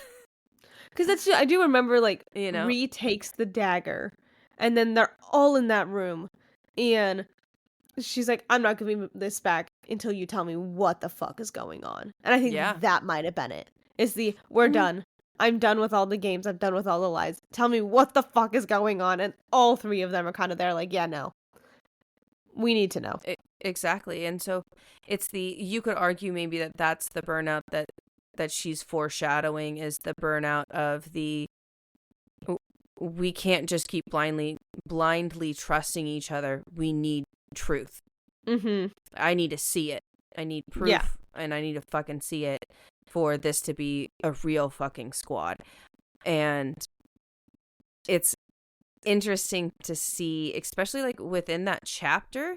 That was the chapter that Violet got most challenged by her friends. Mm-hmm. Like, yeah, they're getting beat up, but now not only is she being challenged by Rhee, she's being challenged by Riddick and Sawyer. Yeah. Which I think is great to see. I think it's great to see. It's building. Because now they're like, what are these secrets? Because she hasn't really talked to them enough, at least from what we've seen, to have, like, the secrets need to be told. And they're not as pushy as Rhee. Mm-hmm. Like, they're not like, oh, it's just a secret, it's fine. Ooh, look. And they talk about something else. Yeah. But now it is like, what the, like, you're willing to die for these. Like, what is happening? Like, how is there a secret that worth it? Yeah, and then it's also just like the idea of, you know, her secret was they're killing Peromish citizens. And like, I'm sure that also got their wheels turning. But also, Rhee is so smart. I guarantee you she's figured it out by now. She's just waiting to hear it. She's just like, and it's also needs to see that. And I understand. And it's kind of like, go ahead.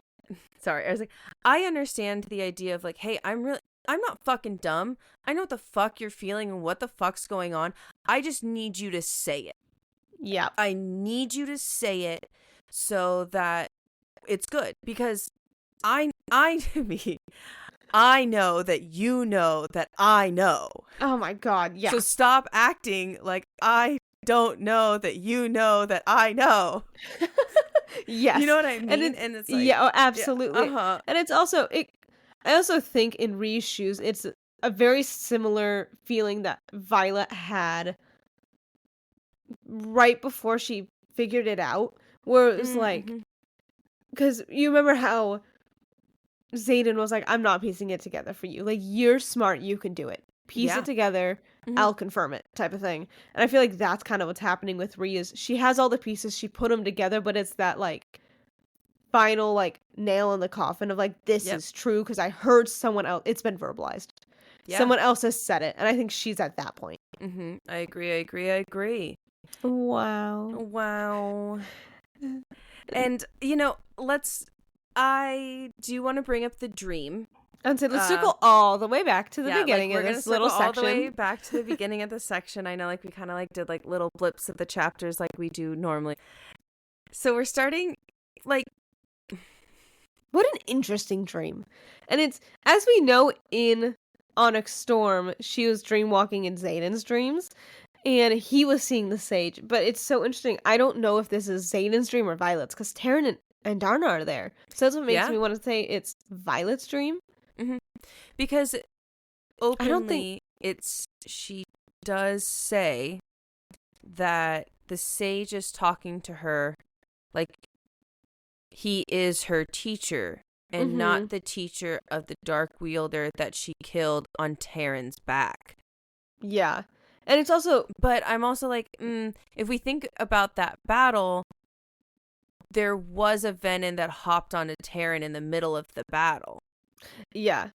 And so that's why I'm wondering, I think this might be Violet's dream, because her signet, as we know, the dream walking signet, is in Onyx Storm not honed and, like, to its full ability. Yes. Especially right now, not at all. And so I don't know if she could dream walk across the country yet. And that's why I'm like, I wonder if this is her dream. Because we do know that Theophany in book 3 does say multiple times, oh, the sage is going to be so happy when we have you.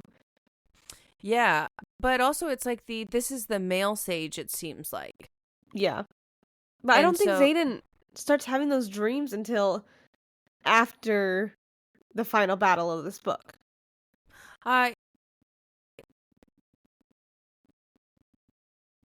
No, because he does say that he's been dreaming about Resson and the Sage. That is true. I don't know. I really don't know. He is dreaming about the Sage at Resson. Yeah. Because the dude does come. Yeah. But I do... The dude. The dude is there. But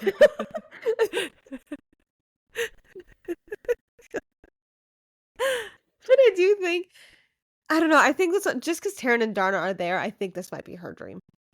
Because why would they be there in Xaden's? Close proximity, maybe. But also in that battle, are they close proximity? I can't really remember. I don't think so. Because he flew to go fight, and then she went the other way. So, I don't know. But it is... Like, how it's worded was so interesting. And, like, what the Sage said was interesting. The Sage... I'm sorry. I think I have it written down. I also just pulled it up if we need. Oh, fantastic. Ashley's going to do it because I got it's right you. there. Yeah. And she's in her dream running. Like, she has to run faster. Yes. And she... Which, thank God, she did all that running practice with Imogen. Yeah. And it's funny.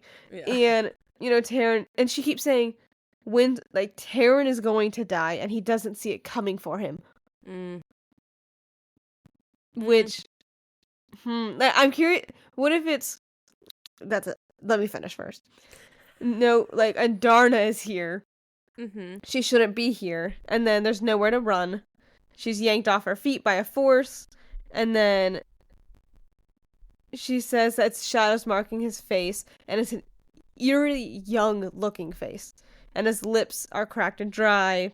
And his red-rimmed eyes. Stuff like that. And then she cannot scream. And so disappointing. All of that power at your fingertips, and yet you insist on fleeing over and over, using the same failed tactics and expecting what? To escape? And then, there's no escaping me, Ryder. Fight me and die or join me and live beyond the ages. You will never escape me, not when I've waited centuries for someone with your power. Fuck you. Death it is then. And then... Yeah. Which is crazy. And... me. I don't know whose it is. But also, just the fact of how prevalent Taryn and Adarna are. Yeah. I also think that, this would be so interesting if this was like a dream about the future. And that's what I was gonna... I was about to say, when I read... Oh my god, I was like, what if this... I'm so sorry. I went really hard for a second. Okay, let me calm down. I'm so sorry. Oh, I looked at my mic and I'm like, oh, I might be peeking the mic a little bit. I apologize. It would be really, really interesting if this was in the future. Like, this was if the Venin had the ability to kind of share. Because we noticed this happening specifically only with the Venin. Yeah. We see it in Onyx Storm and how that's how they talk to people. Yep. And they go through the dream. I think the Sage is the dream walker. And I think the Sage... Because... Well, we know that the Sage is a dream walker. Yeah. But Rebecca Yarros did say there's one person on Earth that can train Violet in dream walking, and I think it's going to be the Sage. That makes sense, I guess, because she's like, oh, why is he why is he talking to me like I'm his student? Yep. And also just how he... Also, in Onyx Storm, it's like, oh, you finally figured it out. Yeah. I think that, it's hard because what if this is, like, a glimpse in the future and he's starting to, like, suck the life out of her, and this is when, like, Venin Xaden comes in and, like, death, and then she's like, all I imagined when you did that was the grasshopper from Kung Fu Panda. Yes, basically. But a little bit more menacing. Like, I don't know why, but sometimes Xaden is very reminiscent of Batman and just like coming in like, I am shadows. And like, absolutely. Okay, can we pause real quick? I really love how you think bats are caw-caw-caw. Okay, I'm sorry. Am I supposed to be screeching like they screech? Please screech like a bat. Come on, let's go. No, thank you. I will peek the mic and everybody would hate me. Absolutely. But I think I just needed to acknowledge that was really funny. Listen, there was no other noise that could come out but that was moderately appropriate for this for this scenario. So yes, the bats do have ka-ka-kas. So get over it. All right, whatever. But I do agree that he is in like Batman, like that. Yeah, like he swoops in, probably kills the sage, and that's the first time that they see each other. That'd be so good. And then that's the first time that they see each other, and then it's just like well, are we gonna kill each other, or are we gonna like make out right now? But end of book. Yeah, I really do want. But like, I really want there. The last. Oh, it'd be so good. Mm-hmm. Where if it's the end of the book is, and there he was, Xaden, or like there she was. If it's in her, it's his point of view. I would love me. Is it crazy that I would really like to see the point of view switch? I really do. The last couple of books? Am I insane for that? No, but also it feels like because in Onyx Storm she's doing that more. Yes, she does give multiple perspectives. Stop. Oh my god. It was so... Imogen's chapters was one of my favorite, if not my favorite chapter from the whole book. It was so good. It was just... There's just something about this woman that I can't explain what it is about her, but yeah. Mm-hmm. So good. Yes. Oh, and her friendship with Quinn. So good. But I just think, okay. We're getting off topic. There are so many things that I could say about her. But yeah, it's the way that she values her friendship. It's the way that she... Even when she's like with Violet, how they're not really friends, but she's so willing to help her.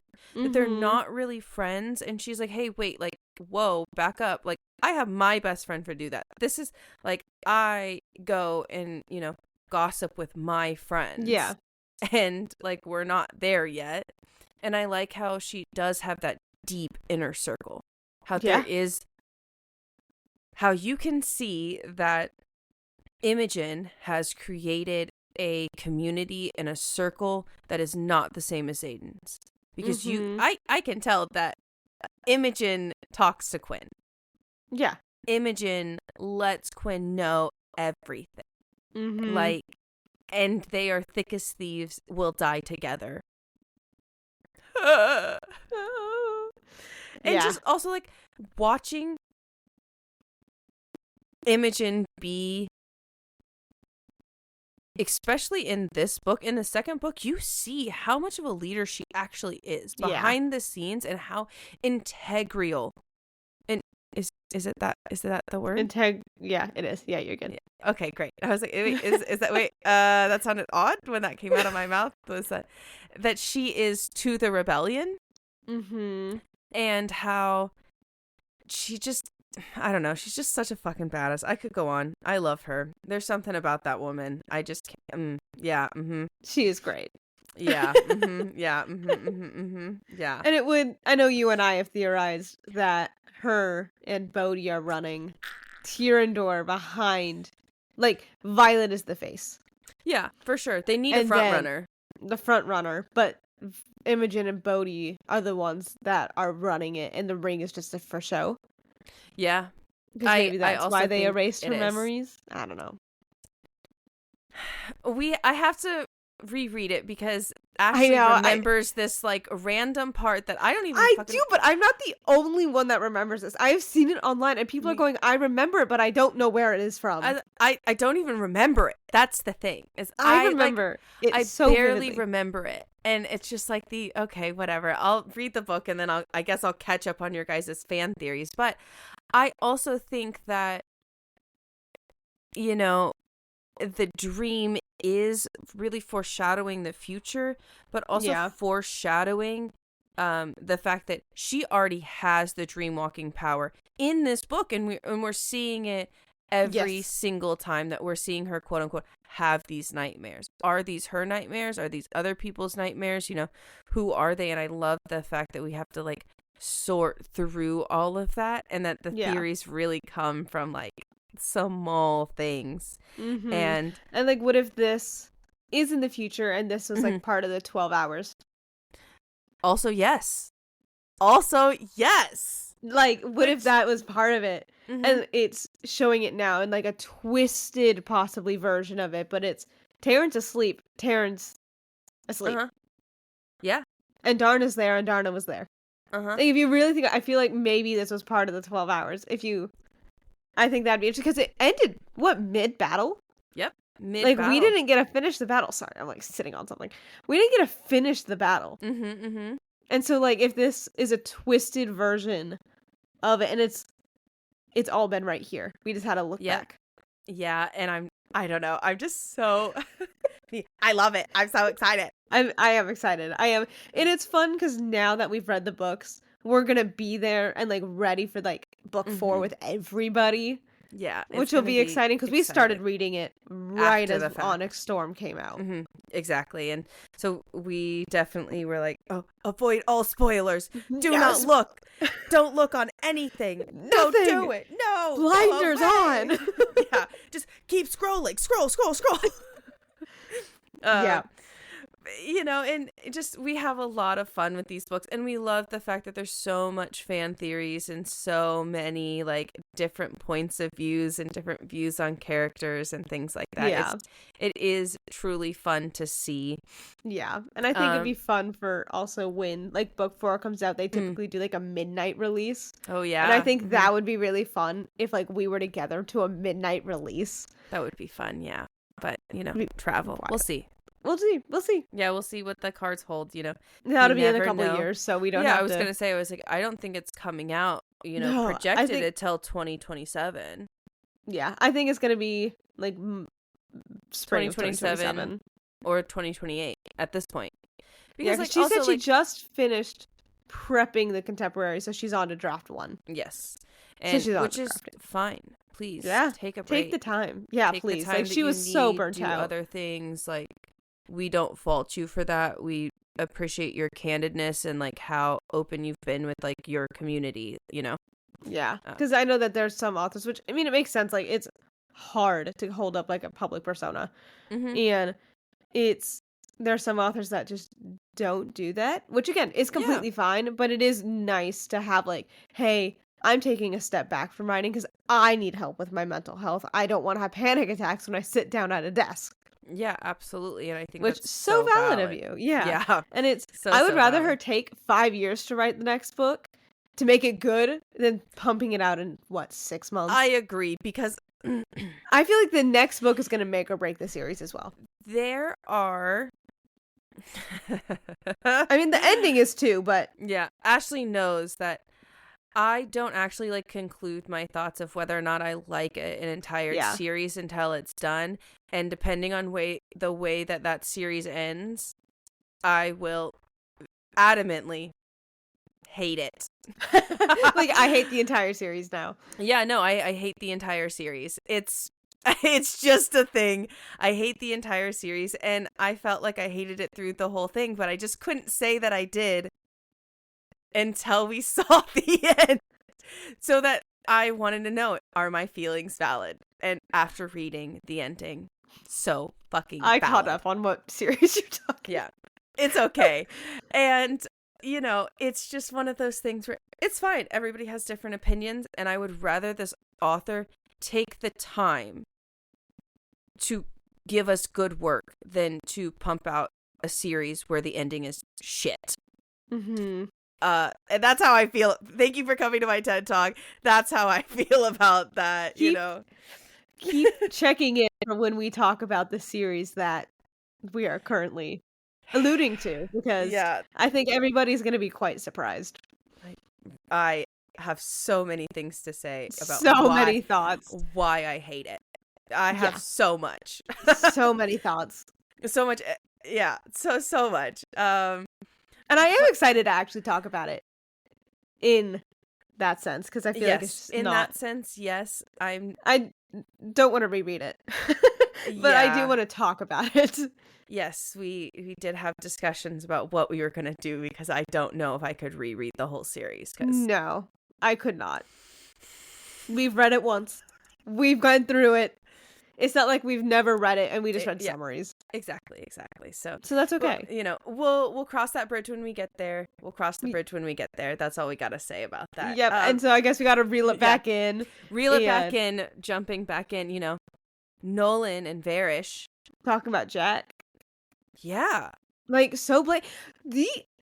I know we were talking about it already. The foreshadowing is literally so blatant. It is so blatant. Like, intention, like, when Xaden is like, oh, his intentions are really fucking clear. Which, yes, it is. Duh. But also, like, he says it so much. No, I'm really good at reading intentions. His intentions are really clear. Their intentions are clear. Like, it's so blatant. It's so there. I feel like all of the foreshadowing is like that once you know the book. Yes, yeah. So, like, yes, they are alluding to Xaden having, those intrinsic signet, but also the fact that right here, they're openly talking about how the reversal process is not working. Yeah. Like, I need help. It's not working. And also how they need Varish's help. And I'm like, I'm not gonna lie. I really forget what his intrinsic well, he might be a type of intrinsic, but what his signet is, I don't remember. I don't remember either, but I do know, like, it's classified. Mention that Jack was tortured, that they did torture Jack in some sort of way to try to, like, I don't know, torture it out of him or something. Which is weird. Which is very odd. But also the fact that Varish does mention, I can't keep giving you, like, pedestrians. Yeah. I forget the word that you can't just keep giving them random riders. I don't even think that they're riders. Like, just random people. Well, the way that he said it makes me think that not only are they killing Peromish citizens, but I think they're using Peromish citizens as test subjects for this thing. Yeah. Yeah. I was like, let that sink in for a second. Yeah, that took a second. I was like, oh shit. Yeah, I know you're right. Because, like, they openly say, oh, they're killing Peromish citizens. Mm-hmm. What if they're holding them captive for this? Yeah. But also, it's just, like, the way that he... Like, what is the word that he actually uses? I got you. Okay. Because I was like, he uses a very specific word for it. He does. That makes me think that they're not writers. And I think that it's interesting that... Got it. Nolan... Okay, perfect.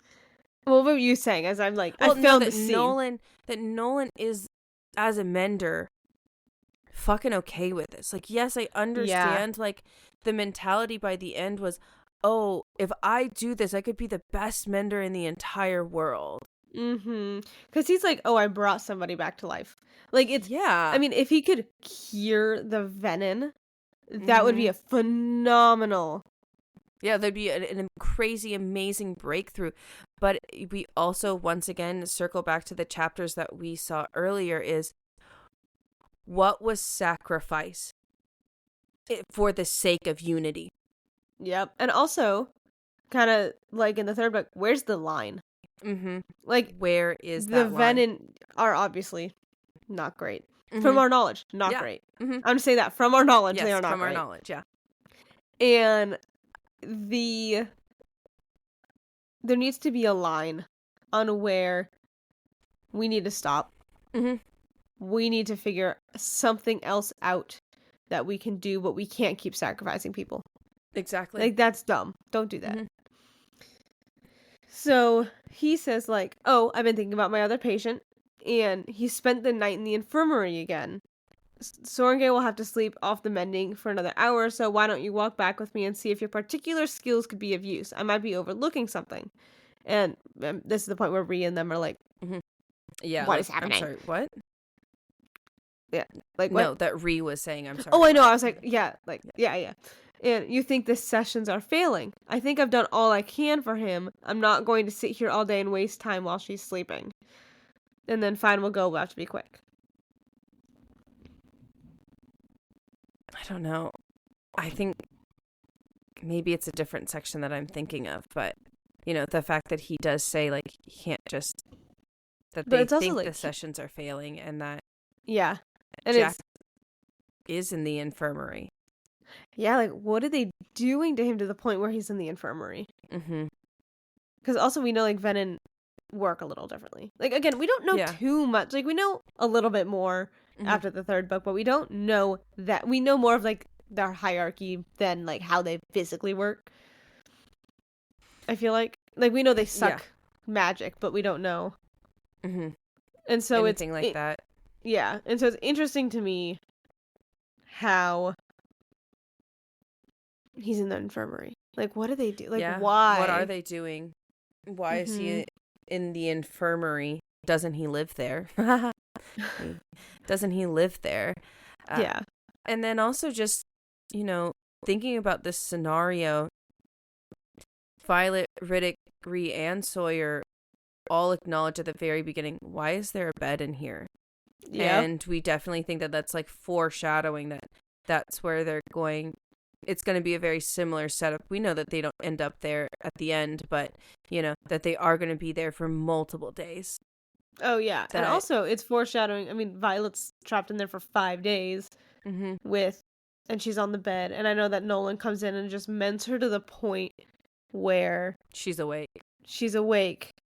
And maybe her bone isn't fully broken all of the time. Yeah. But she's, like, not fully mended. And so it's, like, it does foreshadow her kind of being trapped. And also, I feel like Nolan being there, like, oh, I was told to wait until you're done. I think there's just so much. And it's, like, I am actually, this might sound bad, but, like, I'm kind of, not excited, that's not the right word, but to see what happens during the big interrogation torture scene with Violet. Yeah, again, I'm... Like it's like, I don't know if excited is the right word, but I can't think of another word. Anticipation? I don't know. It is. You know what I mean? Yes, I know what you mean. I also don't know what that word is, but I'm also quote unquote excited to see that again, just because from what I remember, it was like intense, but it wasn't like crazy intense in my memory. So I'm interested to see because, to be quite honest, rereading even this interrogation scene, I was like, I think I forgot, or maybe I didn't pick up on how much foreshadowing and how deep like that interrogation actually was, because it did seem very surface level, like for the first read. And so like now actually like rereading it again and like seeing and knowing the context, I think gives it a more, deeper like, level. Yeah, it's like a deeper impact on the reader and things like that. So, because you also know what's coming up, and you're like, wow, like this is where it starts. Like, how is it going to be later on? And I am excited to see Liam again. Little ghost Liam. That I love little ghost boy. I do. I love little ghost boy. Little ghost boy Liam is so good. Also, you know, like the reveal of Zombie Jack. Oh, I'm so excited. Not gonna lie, I was like, when it first happened, I think I stopped and I called Ashley and I was like, I was not prepared for Zombie Jack Barlow. I was not either. I jaw dropped. I was like, what do you mean, Jack Barlow? Yeah, because because we didn't know he was Venom at this time. No, we didn't, because we didn't pick up on any of the stuff in the first book, and so that's why I'm like, oh hey, like rereading it is kind of nice to like see the stuff that we missed, because now that I'm rereading this book, I'm like, damn, Zombie Jack Barlow was foreshadowed at like chapter 1. Like we knew that Zombie Jack Barlow was going to be a thing since chapter 1, and I just like didn't pick up on that. No, I didn't either. And it's like, I feel like you and I are pretty good at Yes. Like picking up on foreshadowing and like picking up what's gonna happen. Yeah. But we're like really good at that. But I'm But just the like amount of it where we're like, wow, like that's insane. I never would have guessed not zombie prepared. Jack Barlow. Yeah, was not prepared for zombie Jack Barlow. And then like I'm just excited to see what other things in like the other books like I was not prepared for to like reread again. There's a I'm excited for like Mira in book 3. I was gonna say wow, that legitimately I just want to reread that chapter just to see like I know it's like I just bad. I know, but I just remember reading it and literally going, what? Like audibly so loud. What? Like, well, because it happened so fast. It happened so fast. And like there was no warning. And the fact that normally, especially in book villains, it was just like I think we got comfortable seeing the routine of, oh, we're gonna give you like 3 warnings and then we might do it, but we're not really gonna follow through. We're only gonna do it like halfway, you know? Yeah. And it was just like full throttle, and I was like, that was so good. It was so good. So good. I am happy she didn't die. Like I am happy that I would have been fine with it, but I am happy because I think that she still has some things I want to see her work through. Yeah. And so it's like, I'm happy she didn't die, but God, that shock value went up. I was like, holy shit. And I also do really appreciate that even on the first read, except for like the Mira thing, like Jack Barlow, like, I mean, don't trust me. I was shocked. I was like, what the fuck do you mean Jack Barlow's back? Zombie Jack Barlow specifically. Yeah. But it was like, it didn't feel like out of the ordinary. Yeah. Like it didn't feel like, oh, I'm just doing this for shock value. And yes, and now rereading it, I was like, because it was so foreshadowed. Like you didn't pick up on it, but like you subconsciously kind of were going through the motions, and it was like, oh, yeah, sure. It wasn't just for shock value, which I really appreciate that, because shock, as much as I appreciate shock value, sometimes like the Mira thing, you need to do it right. Yes. And if you don't do it right, it is so not great. But then also it's like if you do that multiple times throughout your book, it's gonna get old, it's gonna get stale. And the fact that she doesn't do that through her books is really nice. It's refreshing. Yeah. Or like the build up, like when what's his name? Not Jack. The main guy. Zayden. I was like Satan. That's oh my gosh, I'm so sorry.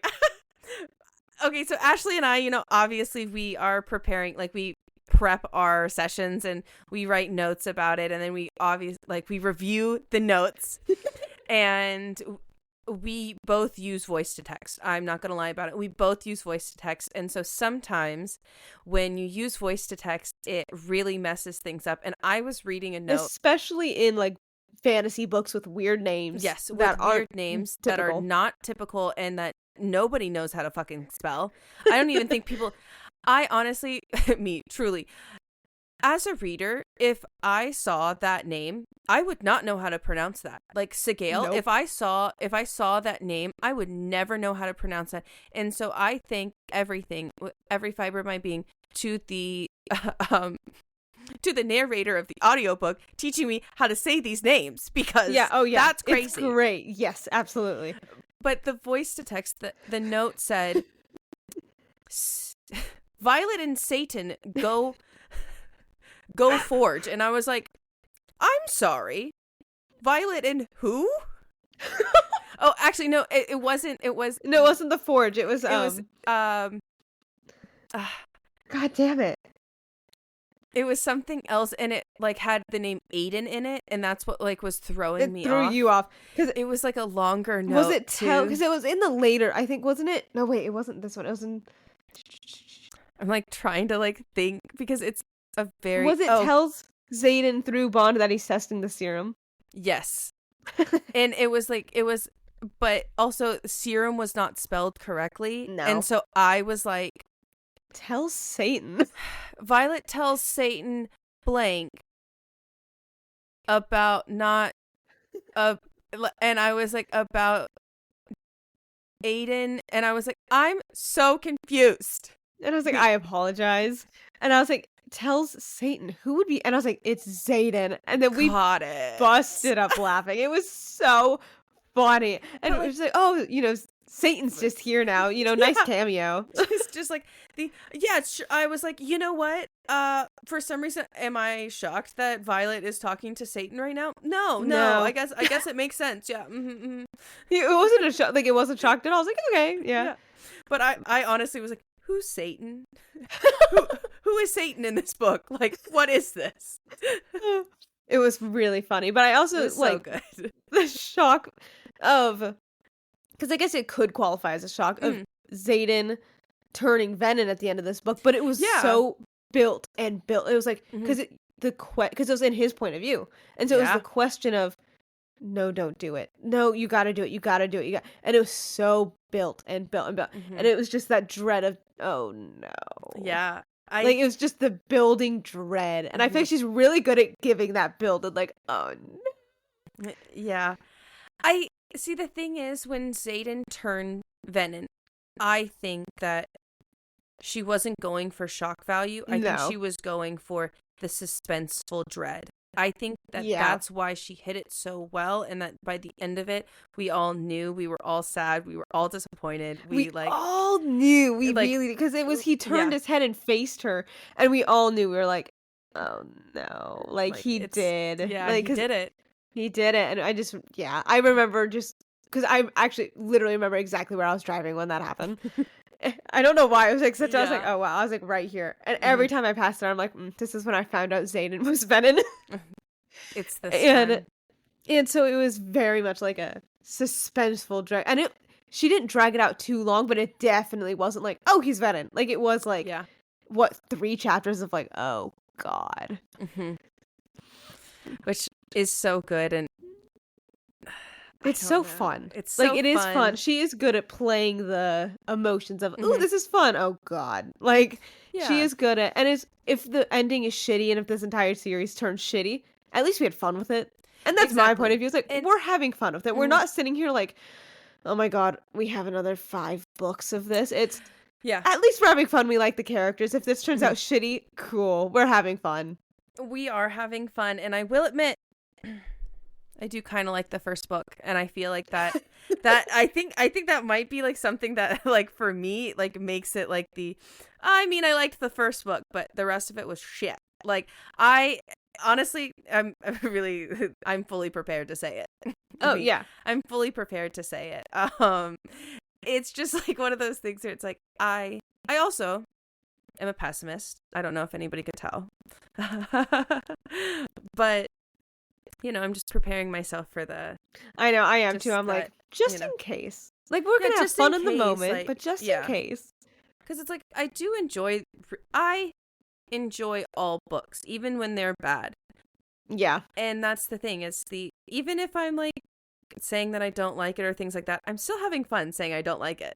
Exactly. Because it's like, and I'm really glad that you and I have like the friendship where it's, we hate this book. This is awful. And we just scream about it. We're like, this is dumb. But we still read it. Like, I know that you and I have never DNF'd a book. No, we don't. Which is wild to me. But, I mean, I don't want to DNF a book. I want to finish it. Yes. Because you can't give your full opinion until you finish it. And even if it is awful and you're sitting through it and you're like, I want to know. I want to know that it's awful until the end. Exactly. I want to know, and then we could talk about it. Exactly. And so I just like think that that's the fun part. But I do like reading, this series, and I think it is fun, and all of the characters, and especially like in this one, I think Varys is a great villain. I feel like so in Onyx Storm, like, the villains are very lacking.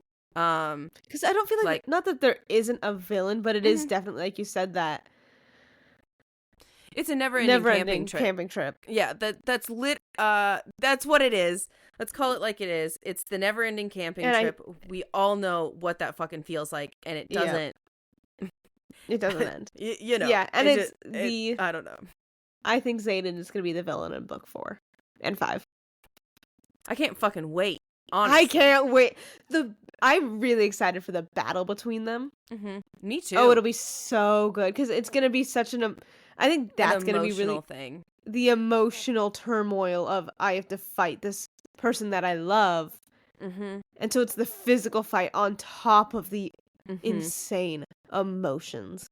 And also, think how mad Violet's gonna be for leaving her at the altar, right? And erasing her memory, and then literally going and turning evil, saying, because remember, he said he wouldn't do it. He said he wouldn't do it. But here's the thing is, maybe he didn't, you know? There's always that thing, like, she erased her memory, so, like, maybe he's, like, not joining the Venom. Maybe him and Sigale are, like, privately training or something to, like, try to get, I don't know, whatever.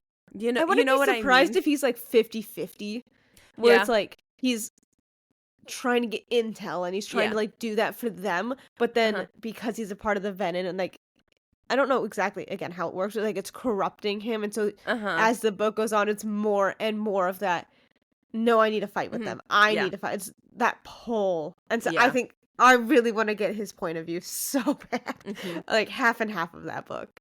Yeah, I think that would be great to, like, do a split perspective. Again. And I think it could work even if it is just Violet's point of view. Yeah, but I think that would be super interesting if it was both. Yeah. Because I don't want her to write... Half of me is like, oh, man, the only thing that I wish that I could see more of would be a prequel of how Violet's parents met. Oh my god. That's one of the recovered correspondence that I've never forgotten. The one of her, like, like, she's like you. Oh god. It's like one of those things where it's like, I would love to hear Violet's parents' story, and I'd also love to hear Xaden's parents' story. I think it would just be really, really interesting to, like, see that, but I also want to see what happened on the rebellion day. Like, the day of the execution. The day of the execution. I wonder, because it's like so redacted. I'm like, what the fuck happened? Like, even if, like, by the end of the series, she just, like, releases, like, a bonus chapter, kind of like she did, like, on her website, like she did with Xaden's chapter. She's, I think, writing a new one, too. Okay. Ooh. Okay. And I think... At least the theory is that she posted like a little clip of one. And I think it's Xaden's POV when Violet is being tortured. Love it. And him trying to get to her, I think. Love it. It's my theory. I love it. Yeah. But I do think, continue what you're saying. Oh, I mean, I do think that it would be fun to do it, but I also think that I don't need a book. I just need a chapter. Yeah. You know? We don't need a novella. Like, yeah, we don't. A chapter or two. Because some novellas are unnecessary and could be summed up in literally 2 fucking chapters. The entire book was not worth it. I'm so sorry. I can't wait to get to these books, Kaylee. Very strong feelings about a very specific novella in the middle of a series, and that's all I gotta say. I've got very strong feelings about it. You know, the more I think about it, the more I'm like, I am excited to get to those books. Not to read them, but to talk about them. Just to talk about it. And get a different POV out there for it. Because I feel like there's just one collective one. And I know there's not really, but I do. I'm excited to voice a different opinion. Yeah, on the internet a lot is a very specific opinion. But we'll see, you know. We'll see. And with that, stay tuned for when that comes out, because it will be a lot and it'll be so fun. It will be a lot and it'll be so fun. But thanks for coming to our side tangent. Half of the spoilers. That was fun. Half of the spoilers. But I also think, like, that's the fun part about the spoiler section is we do get to talk about anything and everything. And we're not off topic because we're not specifically going with everything that we've written down or our notes or things. But, yeah, because we could talk about anything that's happened in the book, which makes it very fun. Yes, anything that has happened in the book and in the series, and I just really enjoy that. But I think that's all that we have for our spoiler section today. I hope you guys have enjoyed listening to us. Make sure you like, subscribe, comment, download, hit all of the buttons. Thank you so much. We love you guys. We love you guys so much. We'll see you next week for our next set of chapters. And the last thing we have to ask you is, what did the void say to you?